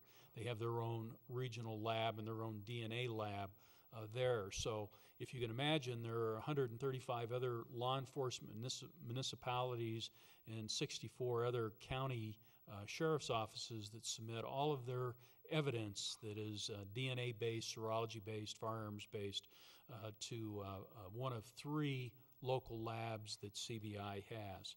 So currently, the kinds of crimes that we would submit this evidence on would be homicides, serious assaults, sex assaults on children, burglaries, motor vehicle thefts, and robberies. Because CBI gets such a large volume of evidence submitted in these areas, they have come up with a prioritization system for evidence. So if it's a persons related crime and a serious one, let's say a homicide or a sex assault, that would get priority over a burglary or an auto theft kind of case or an aggravated robbery case. We have had cases here in Wheat Ridge that have been property crime cases that we've submitted DNA evidence on that we've not either gotten processed or we've gotten processed right before the statute of limitations was ready to run out. So from our perspective, from an efficiencies and effectiveness perspective, we're not doing as well as what we'd like to see us do. So why make the change? Why look at this? Well, one, we want a quicker turnaround on evidence that's submitted, and we think if we have our own lab based on the projections that everyone that's been involved in this project has done, that we'll get quicker turnaround not only on evidence that's submitted from a persons-based crime, but also quicker turnaround on those crimes that are property crimes that are DNA-based or serology-based. We also think that we'll have more local control over these issues. There'll be a board that'll be created that'll oversee this, and we have a strong feeling that if we can get our evidence turned around, we'll be able to clear crimes quicker and bring offenders or hold offenders accountable for the crimes that they've committed. There is one other regional crime lab effort that's being made in the state of Colorado right now, and that's being done by Larimer and Weld County. They're looking at putting together their own regional lab with the county and all of the cities in those 2 jurisdictions. There's a funding formula that's described in the memorandum. A lot of discussion about how this was going to be done. Currently, there are 3 entities in Jefferson County that have crime lab services. Jefferson County has its own crime lab. The city of Lakewood has the largest crime lab in Jefferson County, and then Arvada has a crime lab as well. There's been an agreement by those 3 jurisdictions that they'll all contribute their personnel resources, the majority of their personnel resources to this lab. And the county has agreed to provide all the funding for the capital improvement, the expansion of their current lab to accommodate additional people, and then the space to put and install the DNA testing and the firearms and tool mark testing equipment that needs to go in. The other component of that is how to fund that center, and all of the jurisdictions have agreed to fund their own personnel for this particular program, but there are additional costs above and beyond personnel. So the funding formula that they came up with was, for the next 5 years to use, was to look at the number of sworn officers that each agency had, and then the number of FBI-defined Part 1 crimes. So there are 8 of those, but essentially homicides, robberies, sex assaults, motor vehicle thefts. Thefts are a number of them there that fit into Part 1 crimes. And that formula determines then the amount of money that each agency will have to pay. So you'll see in your packet for 2014, if we were to enter into this agreement and the lab were to open on January 1st, 2014, it would cost the city of Wheat Ridge an additional $31,812. And that would be the same in 2015, and then there'd be a slight increase in 2016. In 2014, due to the process that the county's been going through in regards to getting the funding commitment for this lab, we don't anticipate this lab being open until mid-2014, so our services or costs associated with this lab would be prorated based on that. There's also discussion about forming a board. This board might be comprised of the CEOs from each participating agency or others in the agency that would sit on a board and govern this regional lab. So in essence, and in summary, that is a brief description of what this lab would do from the police department's perspective and my perspective as a chief. I certainly think that if we can get any improvement in the processing of forensic evidence that we seize in the crimes that we have and get a quicker turnaround, it allows us not only to bring justice to the victims of crimes in our community, but also hold offenders accountable for the crimes they commit in a more timely and efficient manner. The turnaround in service, the solving of crimes, holding offenders accountable are really the 3 primary reasons to look at this. I think this is the first regionalization proposal I've brought forward that'll actually cost us more money, but in the end run, I think it'll benefit us. The other thing to consider as well that I had left out from an earlier piece of my presentation is last year, because of the state's budget cuts and the economic downturn that we'd had over the last couple of years, the governor requested that CBI look at what model might be available to start charging jurisdictions for the processing of these crimes. Now that has gone back off the table because the economy's getting better, but at some point down the road, I think it's very conceivable that the state will start looking at local municipalities and county governments to help bear the cost of some of this high-end forensic crime scene processing. Joe, did I leave anything out? No. Okay. Thank you, Chief Brennan. Does anybody have any questions or for the chief? I do have one. What happens to the offenders while you're waiting for crime processing? Well, a number of things will happen to offenders. It depends on the nature of the crime. Obviously. So some obviously will spend their time out at the county jail. Others, bond out, and are out on bond until a disposition is made on their court case.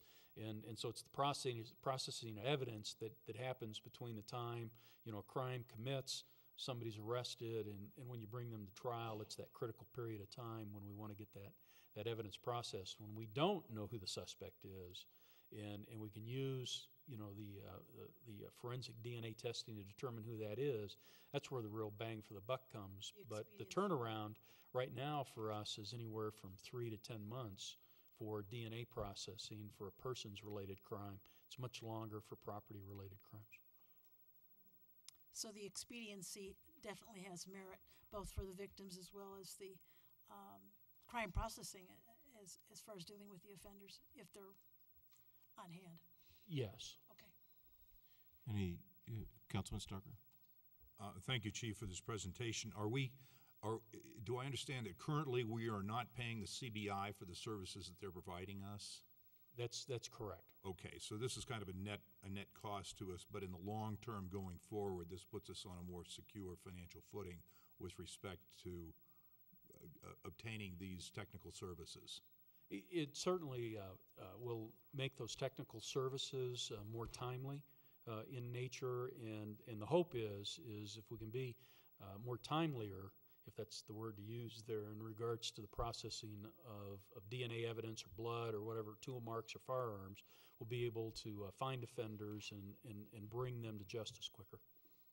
Thank you. Others? discussion among the council?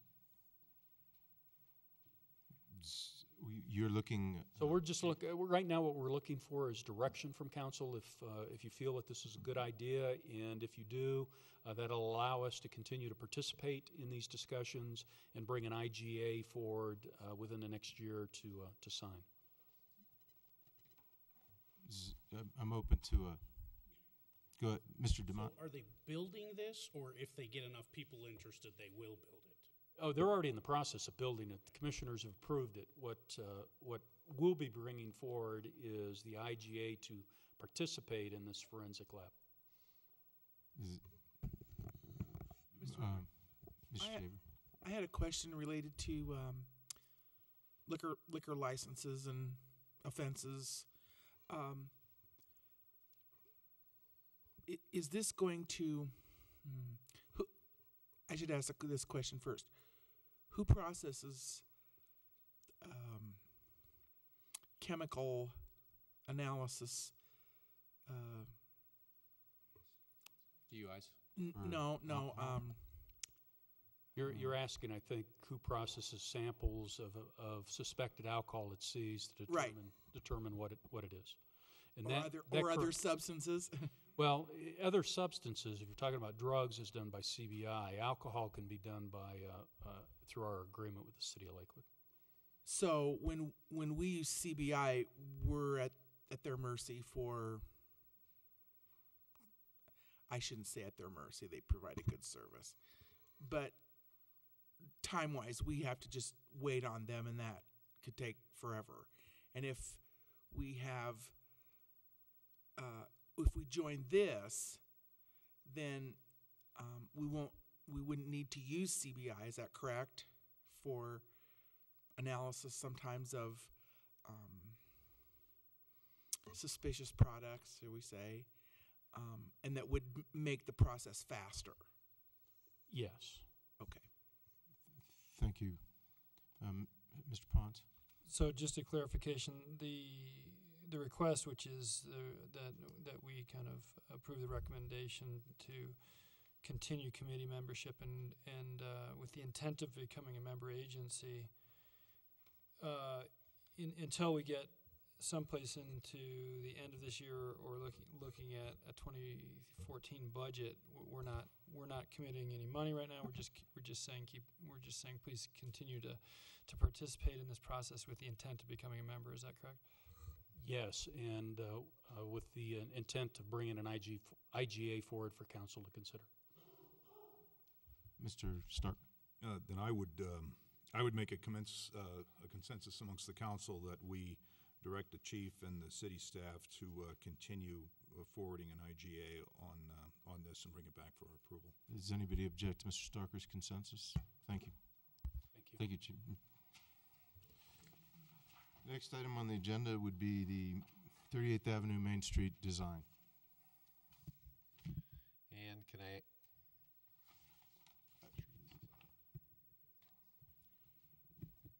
Can you hear me? Nope. You know, I have a protocol question for my colleagues before he starts. I received an email from someone who wanted to come in and speak in public comment session at the beginning of the meeting, but then had a conflict. And I'm wondering, and I made copies of the email. I didn't know, I didn't understand under what circumstances I would, and at what time in this proceeding my colleagues here would like to see that correspondence, or if they would like to consider it part of this process at all. Pass it out. All right. Yeah, it pertains to this. Shoot, they would have spoken at the beginning of the study session, but they couldn't attend, so I'll just hand them down now.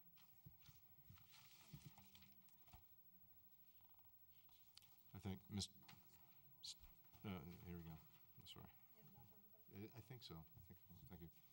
Maybe, here's a couple more. Yeah, I got more. I'm sorry. I don't need one. So. Yeah, my bad. All right. Mr. Parata, it looks like you're doing the staff presentation on this matter.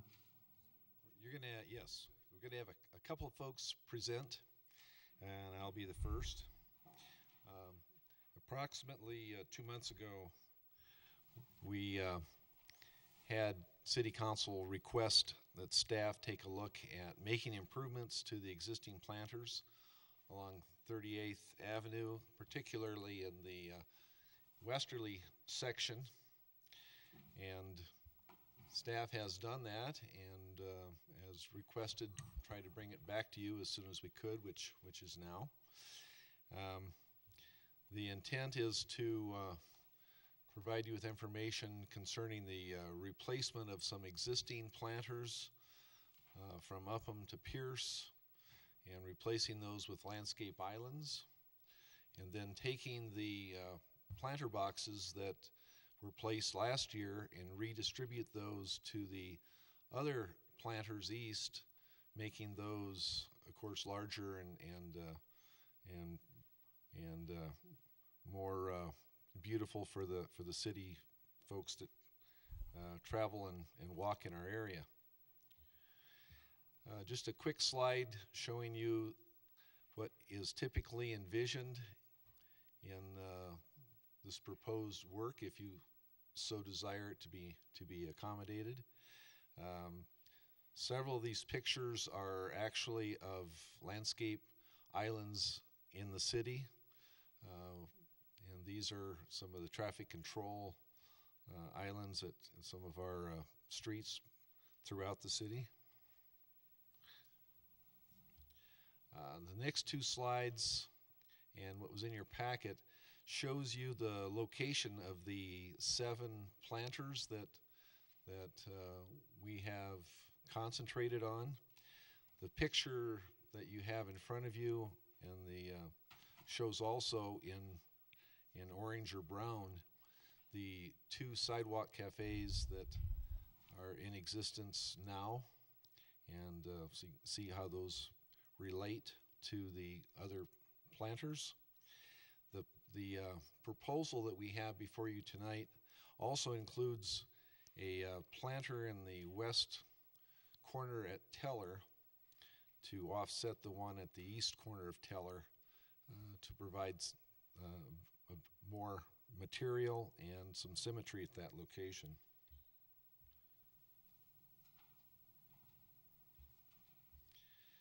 I'm going to show you an existing planter. This one is at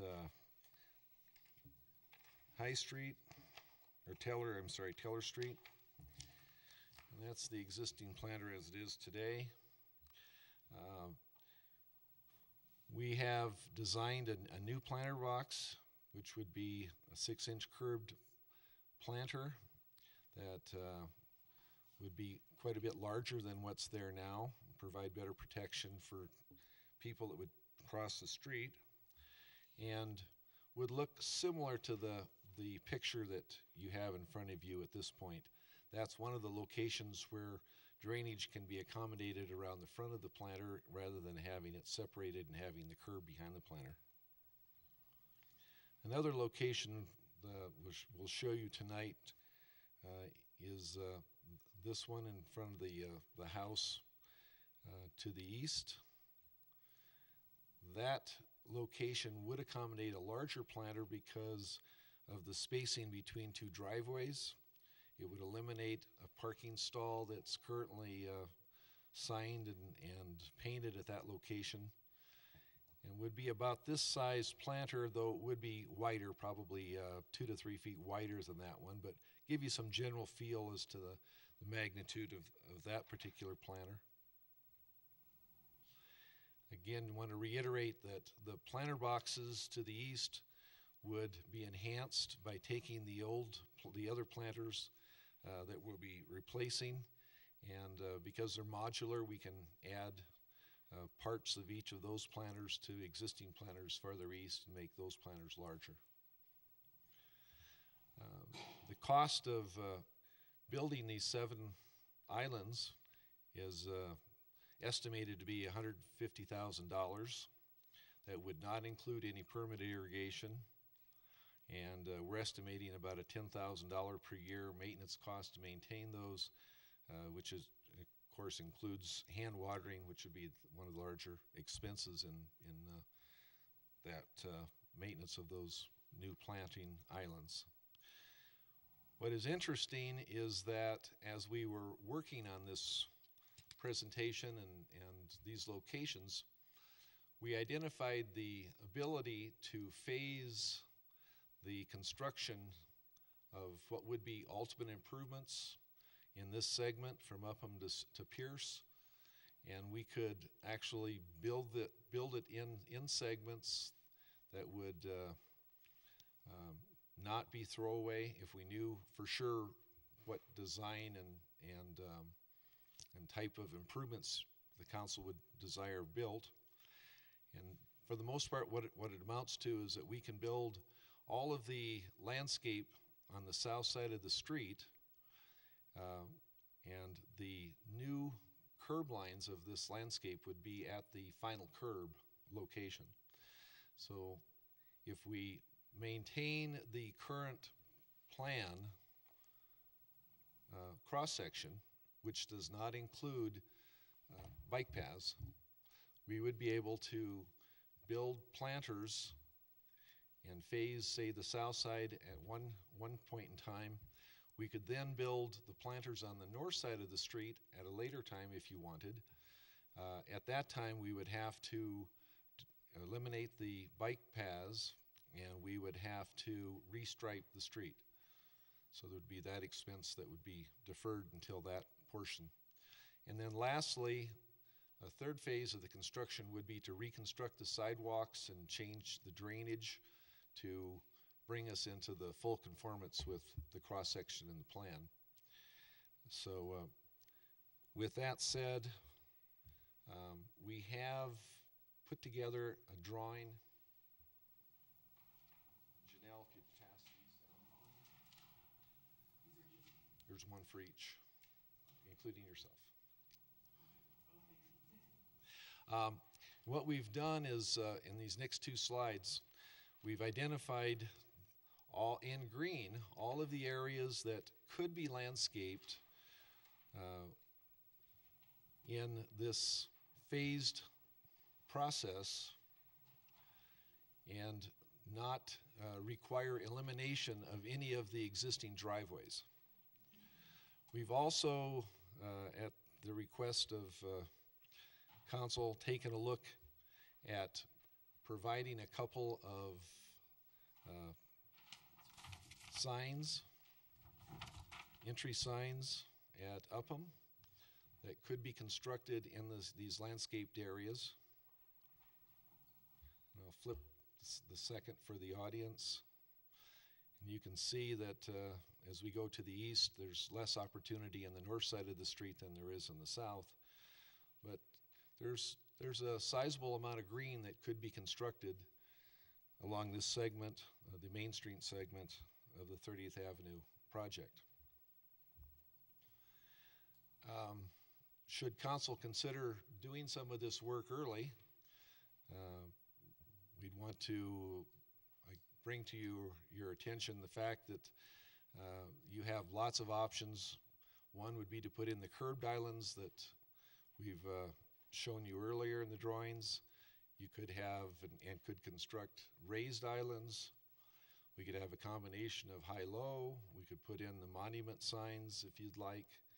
So there's a number of decisions that would have to be made if a larger project in scope were desired by council.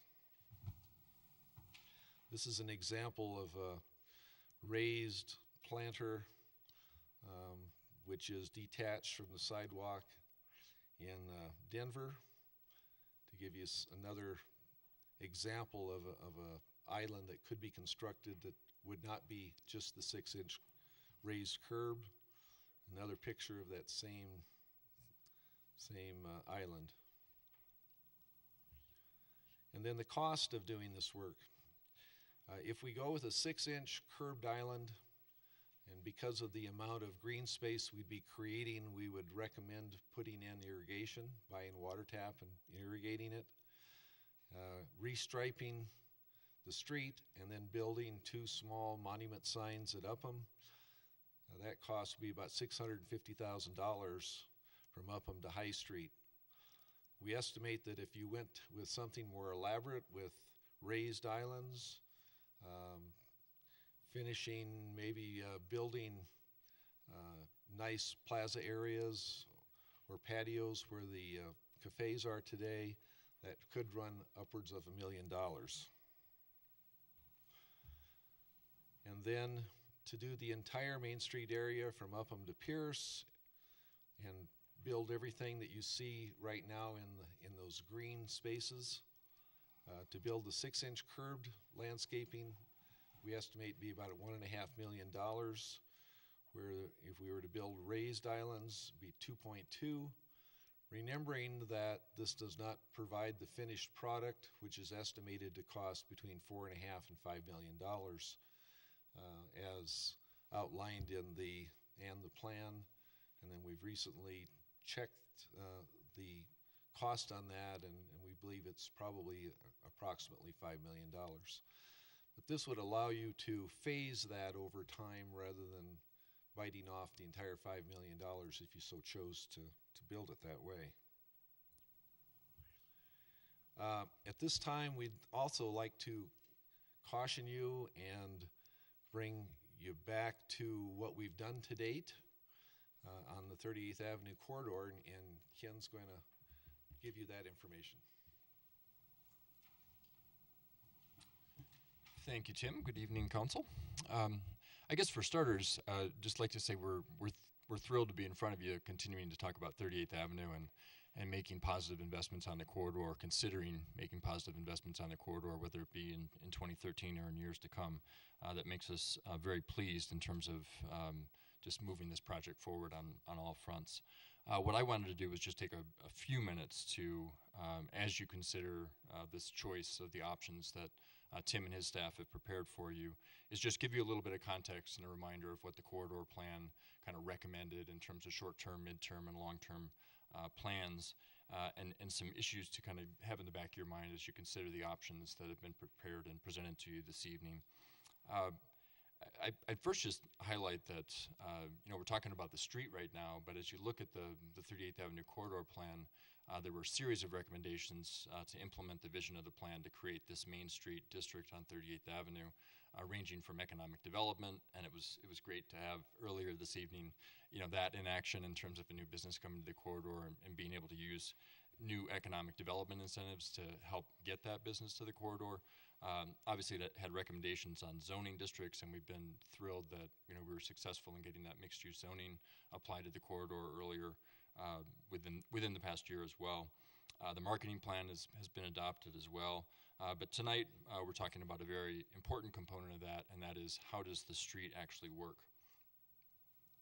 The short-term recommendation in the corridor plan is what you really see out there today. I think there was a desire among council and among the public that participated in the planning process to get what I'll call a quick win. I think there was a perception that we do a lot of talking about plans. We've done a lot of talking about 38th Avenue over the years, and people really wanted to jump on the momentum and do some stuff quick.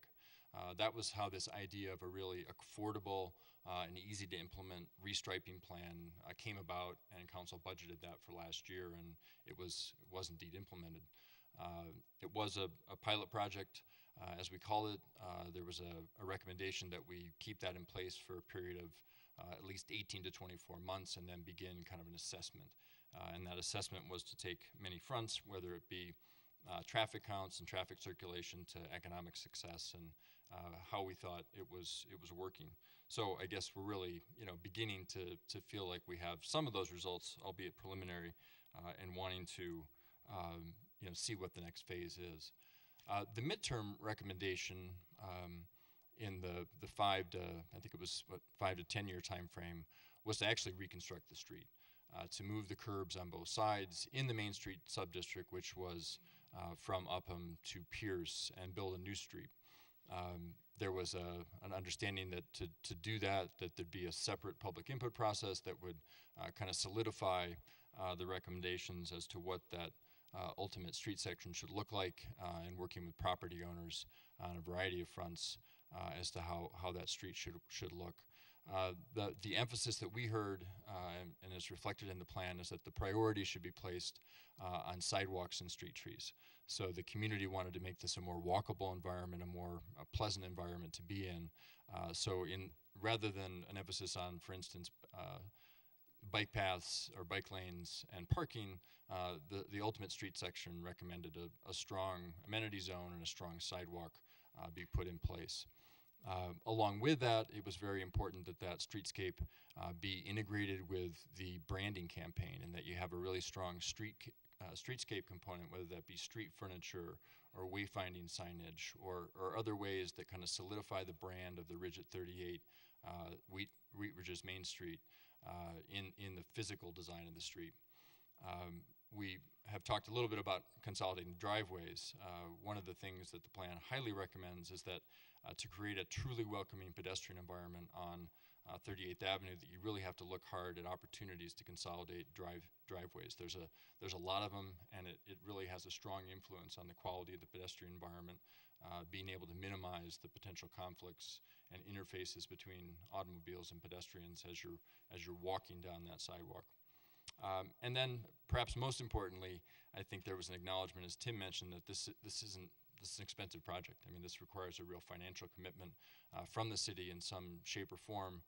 There were some different identification of different possible funding sources in terms of improvement districts, more general taxes, bonds that might pay for it and be paid back over time. So those were all options that were going to require further consideration. So just, again, a couple issues to consider as you mull over this potential project for 2013. The visual impact of the project, we heard loud and clear when we talked with you back in late November, early December on this topic, and when you directed Tim's shop to do what they've done for you, is that the visual impact is perhaps not as great as we all would like to see. I think with a limited budget, we had $300,000 that we spent on this project, and knowing that we also spent money on the pop-up cafes and a significant amount of money just on restriping and traffic control to get it all in place, that we really had a minimal amount of capital to actually build the pretty stuff that was going to make the corridor, a much different experience visually. I think the idea that it was a pilot project to say, do we like these kind of ideas? I think what we're hearing, based on the fact that you're directing us to take a look at that, is you think, it is a good idea, but perhaps didn't have as much visual impact as you would have liked to see. So we certainly understand that. I think one just caution or consideration that we'd like you to give some thought to is whether, particularly maybe the $150,000 project that Tim's shop has prepared, whether that might be, I don't want to say more of the same, but might be perceived in the same kind of manner, which is, okay, that's better, but it's still not what we want. And, there could be a potential kind of public perception that we're still just kind of messing around and not really kind of getting it right. So just something to consider. I mentioned this already, so I won't dwell on this, but there was an understanding that when we moved forward with this permanent design, that there would be more of an opportunity for public input and incorporating some of the lessons learned perhaps that we've had from the pilot project in terms of what worked well, what didn't work well, what we'd like to see more of, less of, et cetera. Tim can probably speak to this better than I, but I don't, if we want to get something done in 2013, there's probably not much opportunity for additional public input on the projects that Tim has shown you this evening. The landscape islands, in terms of the design, what Tim and his team have done is basically taken the design that was adopted in the corridor plan, which again moves those curbs into generally that 3-lane section, and then that gives room without acquiring additional property, or at least very little, of doing a 6-foot amenity zone and a 6 to 8 foot sidewalk. So that's the design in place. Now, when we put the pilot project in place, we actually played around with a few other things. We did the back-end parking. We did bike lanes. If we move forward with the designs that we're talking about this evening, we would be really setting in stone that design that's in the plan. That's not necessarily a bad thing. I mean, we may all agree that that's the right design, but we don't have kind of an opportunity to say, was the bike parking a success? Or bike lanes a success? Was the back-end parking something that we wanted to reincorporate into the design? And then lastly, tree locations are a little bit challenging in this landscape island projects that you're looking at this evening, just to the extent that if we were looking comprehensively at the corridor, we'd be trying to get that rhythm that you want in a street tree program that is part of just good urban design principles. This would be a little more potentially of a hodgepodge of the locations that we're picking. And then also, if we move forward with the permanent design in the future, some of those trees could be impacted. Tim, and this is maybe too technical for tonight's discussion, but Tim talked about kind of backfilling sidewalk as that last phase of the project. When you do that, you could potentially impact some of those tree zones or root zones, and some of those trees could be lost. And then lastly, Tim has done a great job of giving you a few different options, from the $150,000 option to the to the focus on high court, to a longer option, and then within those options, he's proposed that some of those could be just regular standard curbs, some could be raised planters.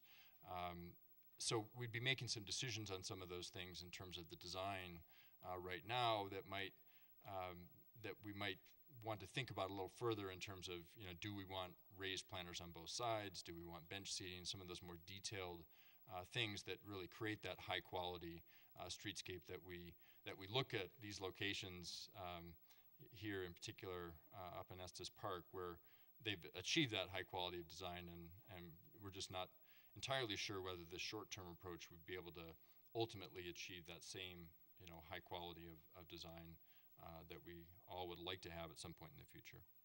And with that, I'm going to turn it back over to Tim to talk about money. Money, and we don't have any. We have $100,000 budgeted this year, and that was budgeted generally to put in some banner poles. There's 2 locations that that are being discussed. One of them is at Upham, and then there's another location at the east end, and that's still kind of in flux.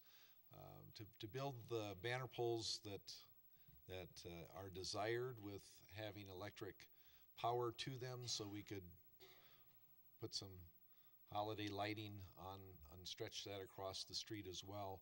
We're looking at that $75,000 to $80,000 total project for those 2 locations. We're estimating that to go out and do the repair work that's going to be needed on the striping in the spring, it could run $20,000 to $30,000. That's going to burn up the $100,000. So if we do any other project, you'll need to appropriate the funds.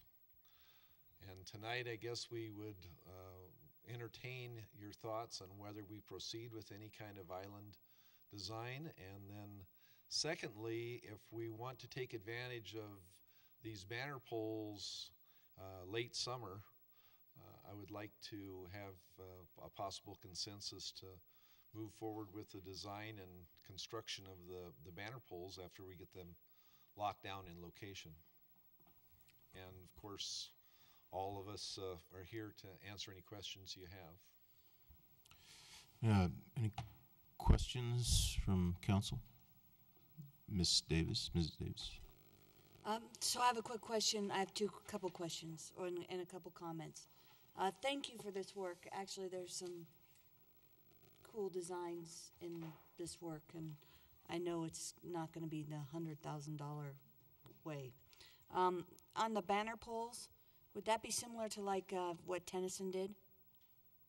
Did you see that Tennyson Street banner pole on 38th? Sarah's nodding her head yes, and so I assume, I don't recall those poles. I'm familiar with a couple other locations. Yeah, it's just right on 38th and Tennyson. Sarah says it's similar. Yeah, it goes all the way across, and then they got the little lights.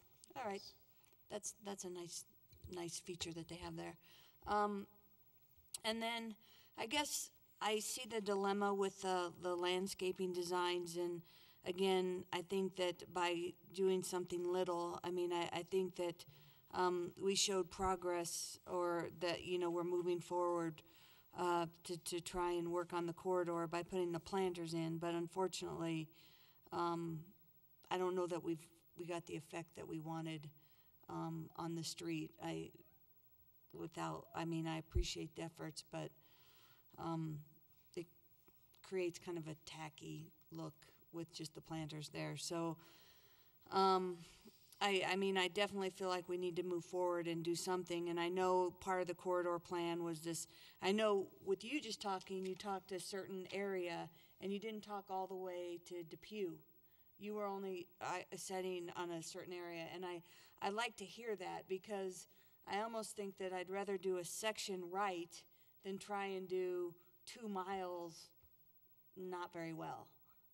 So I'm happy to hear that the development might be kind of pulled in a little bit, and we do a little bit at one time. I understand the issues with the money, and I don't know if I have the right answer, and again, I don't want to spend a lot of money doing something temporary. So I'm kind of at a loss for a decision there, but I do think that those planters are not having the effect we need on the street right now. And next steps, I'm kind of at a loss. I want to add just one quick comment. You know, the primary reason for the pilot project was to test out the road diet. And so it was, we're going to do a road diet, but then we'll take some money and try to provide some amenities along the way. So again, if we don't lose focus, you know, the whole idea is the road diet working? If it's working, then of course you move on to the rest of the plan. And so I think we did accomplish a lot. It may not have been quite as impactful as we all would hoped, but it was what we had the money for. And then one quick question on the $10,000 watering. I mean, we're paying to water those planters now. Is that $10,000 in addition to what we would be paying to play? I mean, to me, isn't that kind of already a cost that's there? It is there today for this next summer, and then it goes away and it falls back to the city staff or contracting, and that's about what it's going to cost. And then I would guess that would be for a certain time until the trees mature and... Well, it'd be for forever until we put irrigation in place. We're in a high plains desert, and you know, there's very few things that especially with concrete and asphalt all around it, that are going to survive without artificial irrigation. Councilwoman Jay. It seems to me that a couple things. First of all, a little more clustering of the planter boxes would make them look not so skimpy. So it would seem to me that could be helpful in combining it with the concrete ones. But on the other area, spending the $150,000 for street planters, recently I had the privilege and fun, I guess Sarah was with us, I'm trying to find somebody else, of doing a little art walk, because we're kind of planning an art thing in there, and discovered several areas where we could put some art on the sidewalks. There's areas that are broader, and along with that discussion came, in addition to that artwork, that we could put planter boxes within that area, which would bring, they would be on the sidewalks, which would create a nice feeling that it isn't like it has to be torn out and replaced again.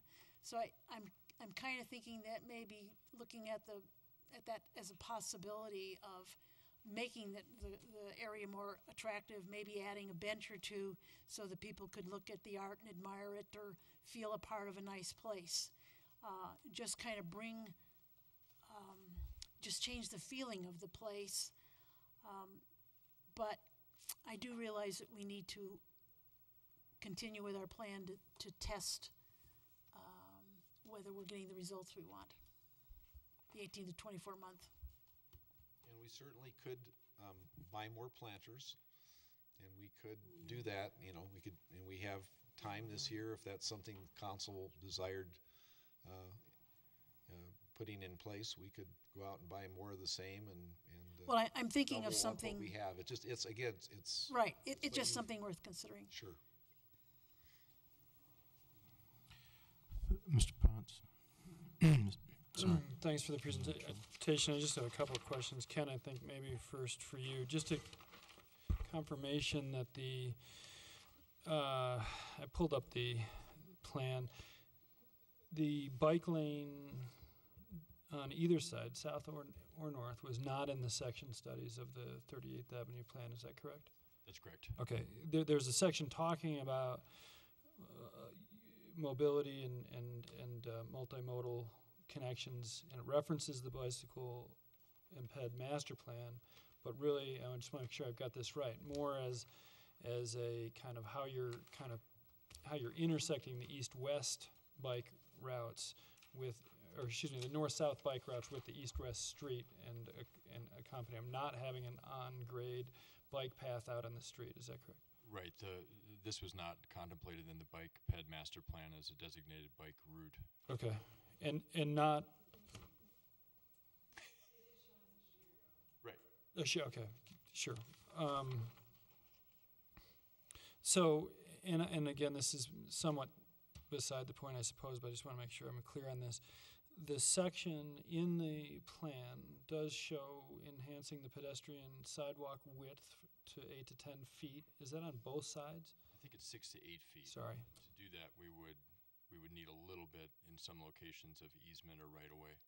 But that's on both sides, not just the south side. Okay. And what I'm trying to get to is that it's unlikely to be able to do both. Get 8 feet sidewalk on both sides of the street and have a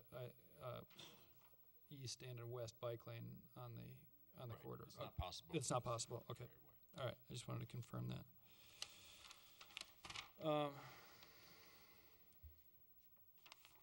I think that's all for my questions. I suppose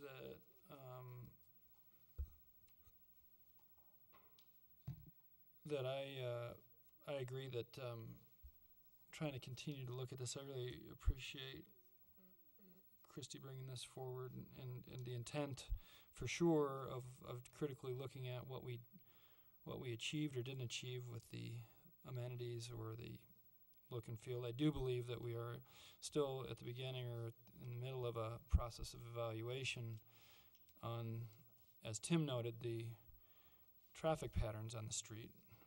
And so,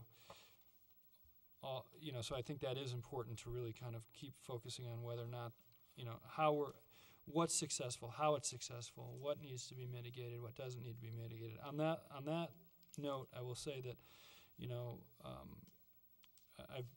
I've always, I think, been pretty honest that I'm a proponent of the design concepts. And I'm certainly open to looking at how they're working or not working. I know that signage and safety has been an issue, and I hope that at least that we can really work hard on that right now and through this winter and summer, continuing to address the safety and the signage issues that maybe will increase the safety on the street. I do think we need to do something this summer, and I suppose that the 100,000 is at least a good start. There may need to be more, but the banners, or it's two that you think? 2 locations. 2 locations. Unidentified locations at this point.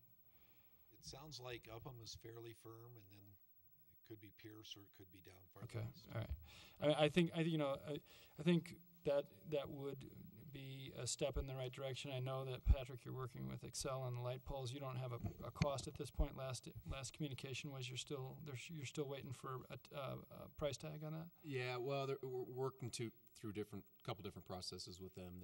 I think Excel is conceding somewhat, and they are working through with a process with us to determine if we can use the poles without purchasing them. But they want them to every pole to be inspected to make sure it can hold a little flyer like this. So that's the other option that they're looking at right now. But we also did put a request in to purchase them, but it's a very long process with Excel. But going back to the kind of approval, and I don't know if it's renting or leasing or just kind of making sure you don't screw up their poles. We're dealing with this, in a section of Denver, and it seems like Excel is already moving forward with City and County of Denver on that exact agreement. There is a mechanism to do that. Yep. We're meeting. We have a conference call every other Thursday with Excel, working through this to try to get some.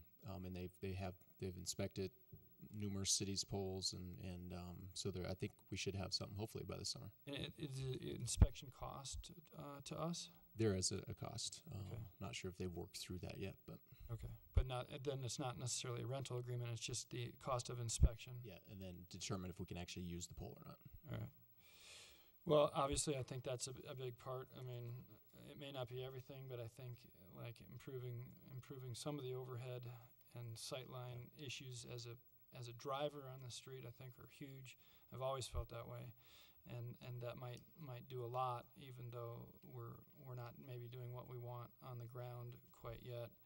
You know, my last point is, I guess, is to be conscious, and I wouldn't know as much as you would, Patrick, on this, but to really be conscious about how some of the folks who are looking at properties on the street for purchase or for lease, you know, how they're seeing us act on this street and how that affects any of our negotiations as it relates to, you know, getting new businesses on the street.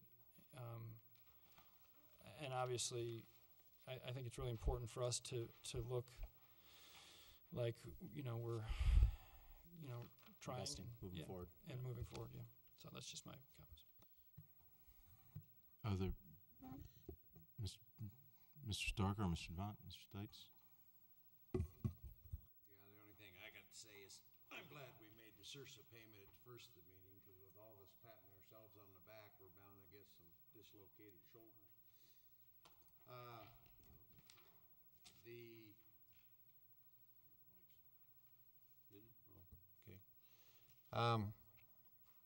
One, I would hate to see any money other than maybe those light poles spent, because we're still into the 18-month, the 24-month experimentation on this thing, so I don't think we should go for anything permanent. In fact, I know we shouldn't do that.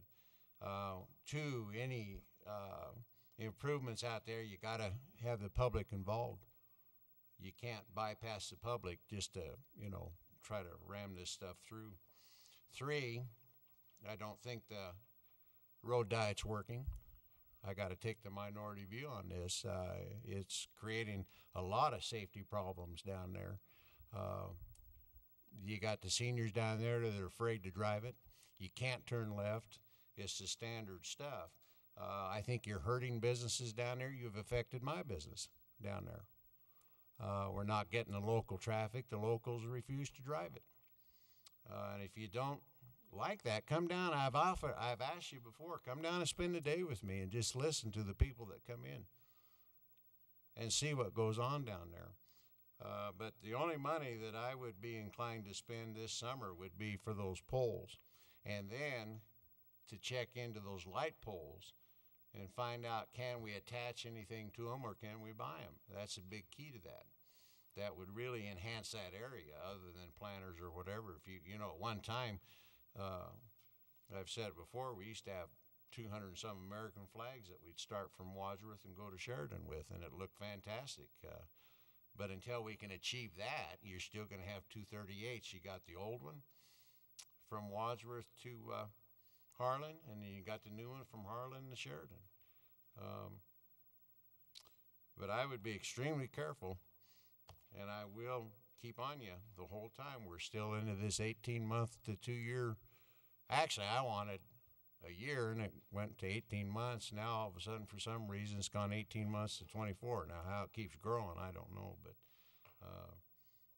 just remember, we're still in the experimental phase on this thing, and I think, you know, we got another letter tonight, and I think you're going to start getting more and more because the natives are starting to get restless down there. So that's just my opinion on it. Mr. Devant?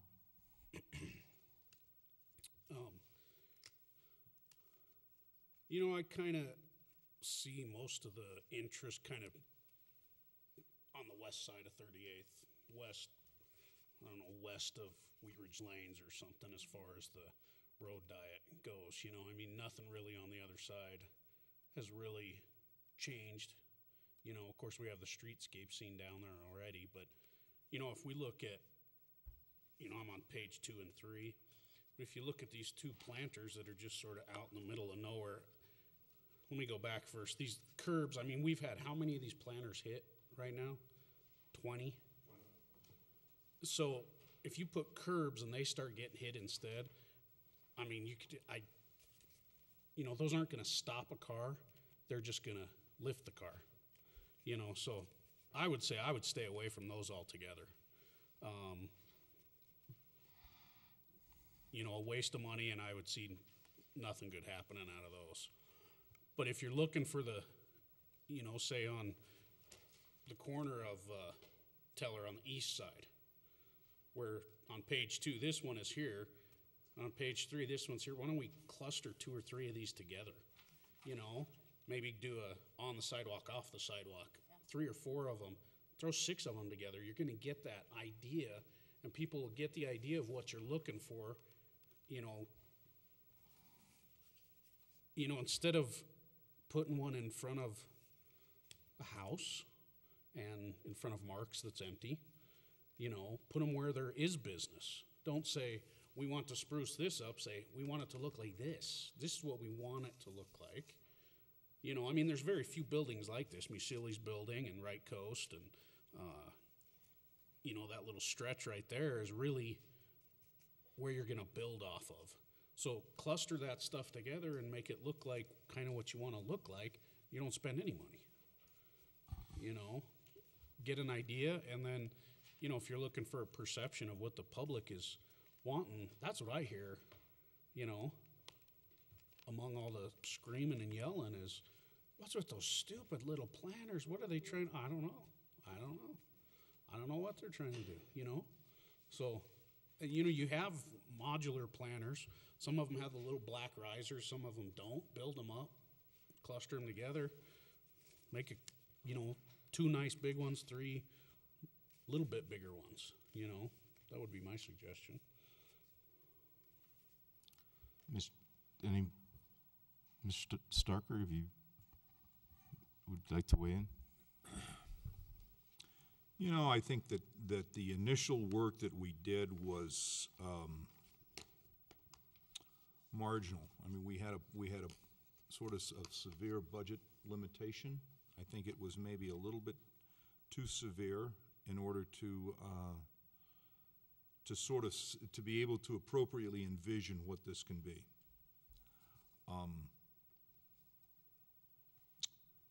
I think the cost for sort of the second year, if we're talking about spending $100,000 or $150,000, I think that's a substantial amount of money. But I think that we need to be able to cluster these planters so that we get some more, so we're able to visualize what the work is.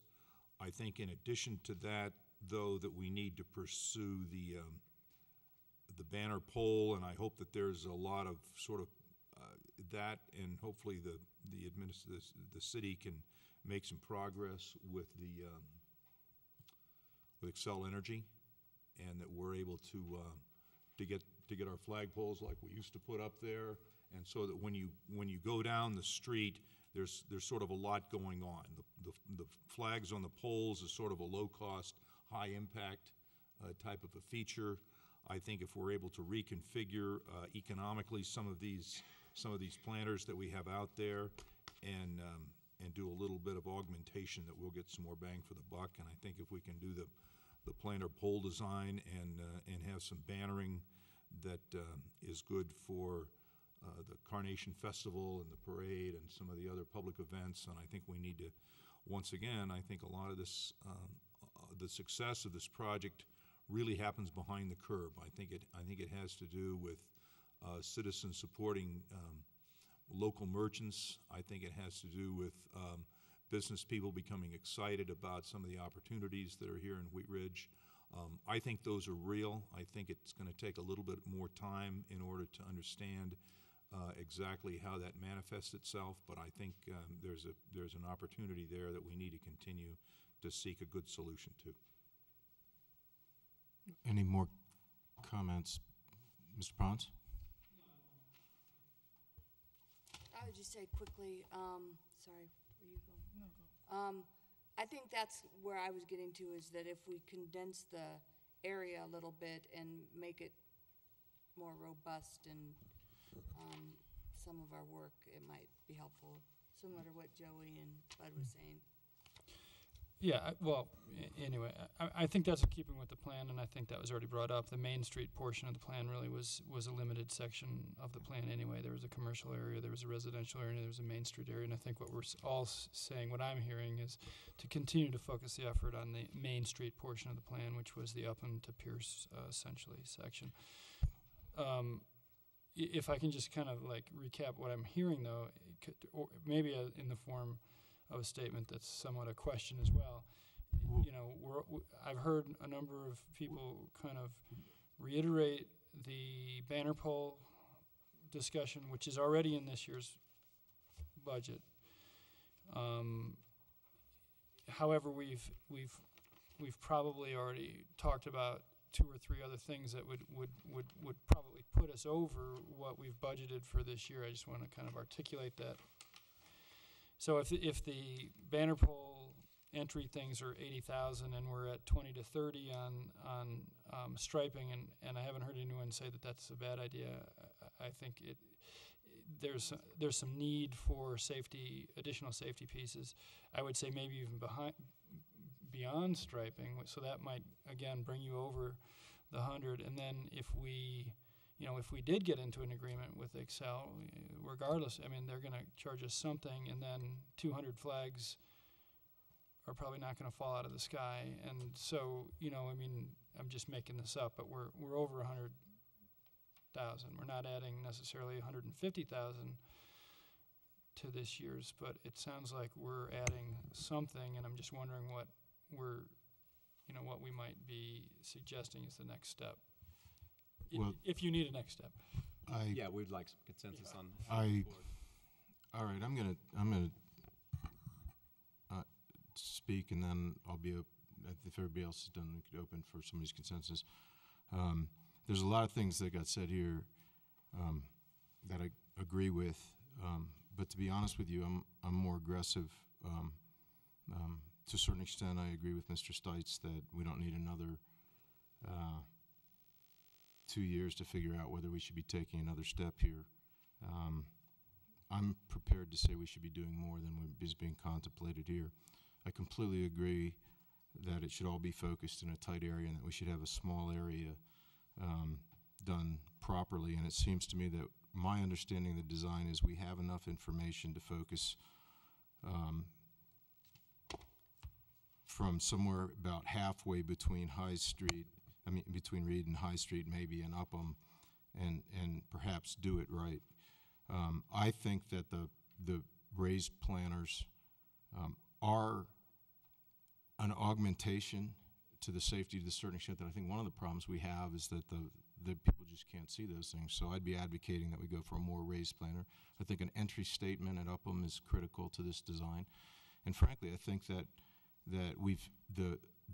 it's very hard for me to look at the crowd that we had out there for the Christmas tree lighting and not thinking that we're developing some momentum, and I don't want that to run out. So I would suggest that we're not aiming high enough for what we ought to be doing, and I'm not concerned, although clearly some of my colleagues are, that we're going to have to take them down later, or that this thing is just in the process of failing. So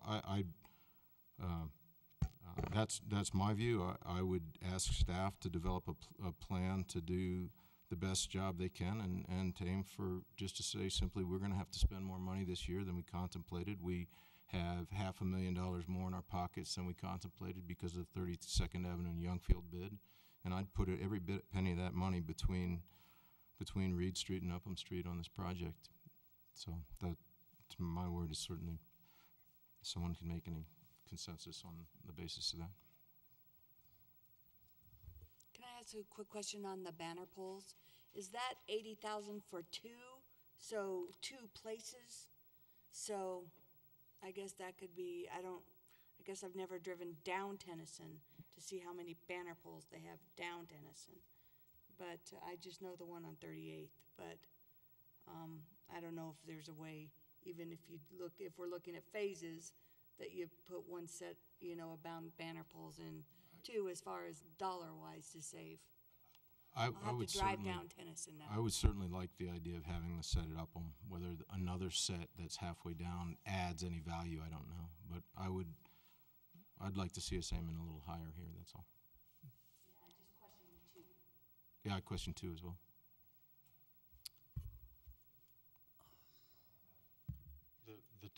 The leadership committee, this is really high on their radar for this year in terms of the 38th Avenue Leadership Committee and getting out the word on the marketing and branding strategy. So they're certainly very desirous of having 2 locations. The plan actually recommends 3 locations ultimately, one at Pierce that kind of announces the entrance into the Main Street district, and then one at the other end that communicates more to people that might be traveling from Denver into the area and wanting to capture them with a notice of an event or something like that. So just so you know that the leadership committee is certainly anticipating and hoping that that the 2 locations, the eastern side somewhat indeterminate in terms of location, but definitely the western one, that both of those would be able to be afforded this year. If I may, maybe I'd like to suggest how to move forward, if everybody's done.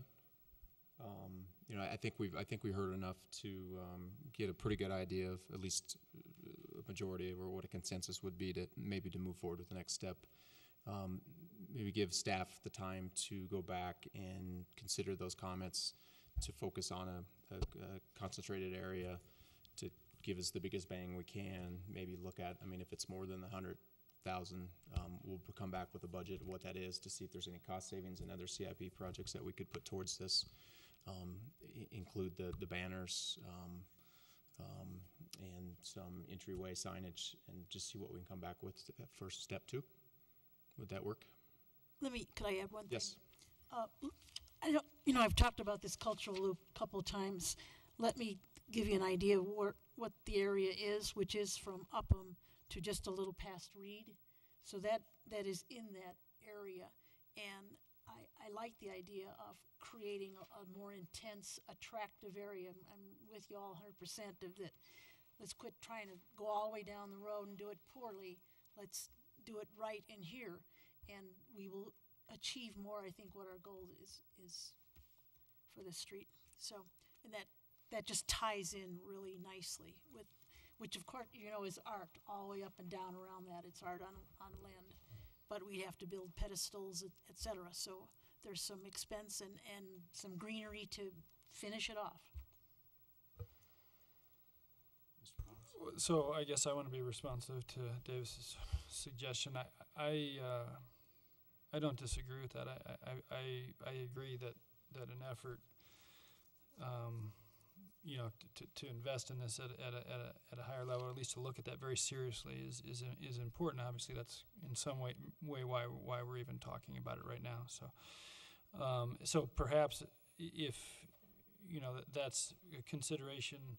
And I think I heard you say that to some extent, to look at kind of the ranges of options and scope, so that we're able to kind of look at it up to perhaps what Davis is suggesting, which is a more aggressive approach right now. Is that enough direction, Mr. Goff? Yeah, I believe so. Yeah. So we didn't actually spend a penny, we just talked about it? That's easier. Okay, thank you. The only thing we'll want to make sure you understand is that if we come in with something more aggressive, we're probably looking at something that won't be constructed this year. It'll probably fall into a later year plan. Just by the time we do this, and if we do get public input, we're going to have a process that will push this out. And not necessarily everything, but the hardscape. But if we can get some confirmation from Excel on the banners and some of the other stuff, we could still do that. Sarah, Ken, did you have any last comments or suggestions, questions? Feel free. No. Yep. Yep.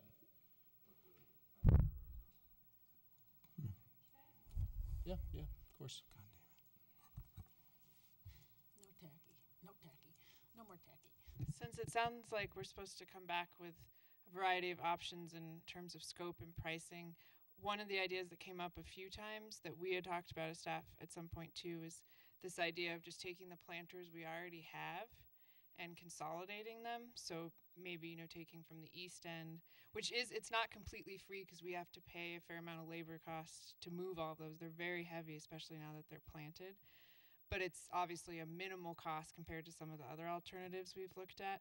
So is that one of the options that you'd like to see included, is the idea of kind of concentrating all of the planters in the Main Street area, that Reed to Upham kind of approximately? Does that, okay. That's fine. In light of the time and Mr. Stites' previous requests, I'm willing to defer talking about council rules if the rest of council would like to do that now. Okay, thank you. That only leaves, does anybody want to make a consensus to drop item number 5 now? All right. I would like to have a quick discussion about how we were going to do district meetings this year, because we got to start looking at the schedule. Do we want to do 4 again?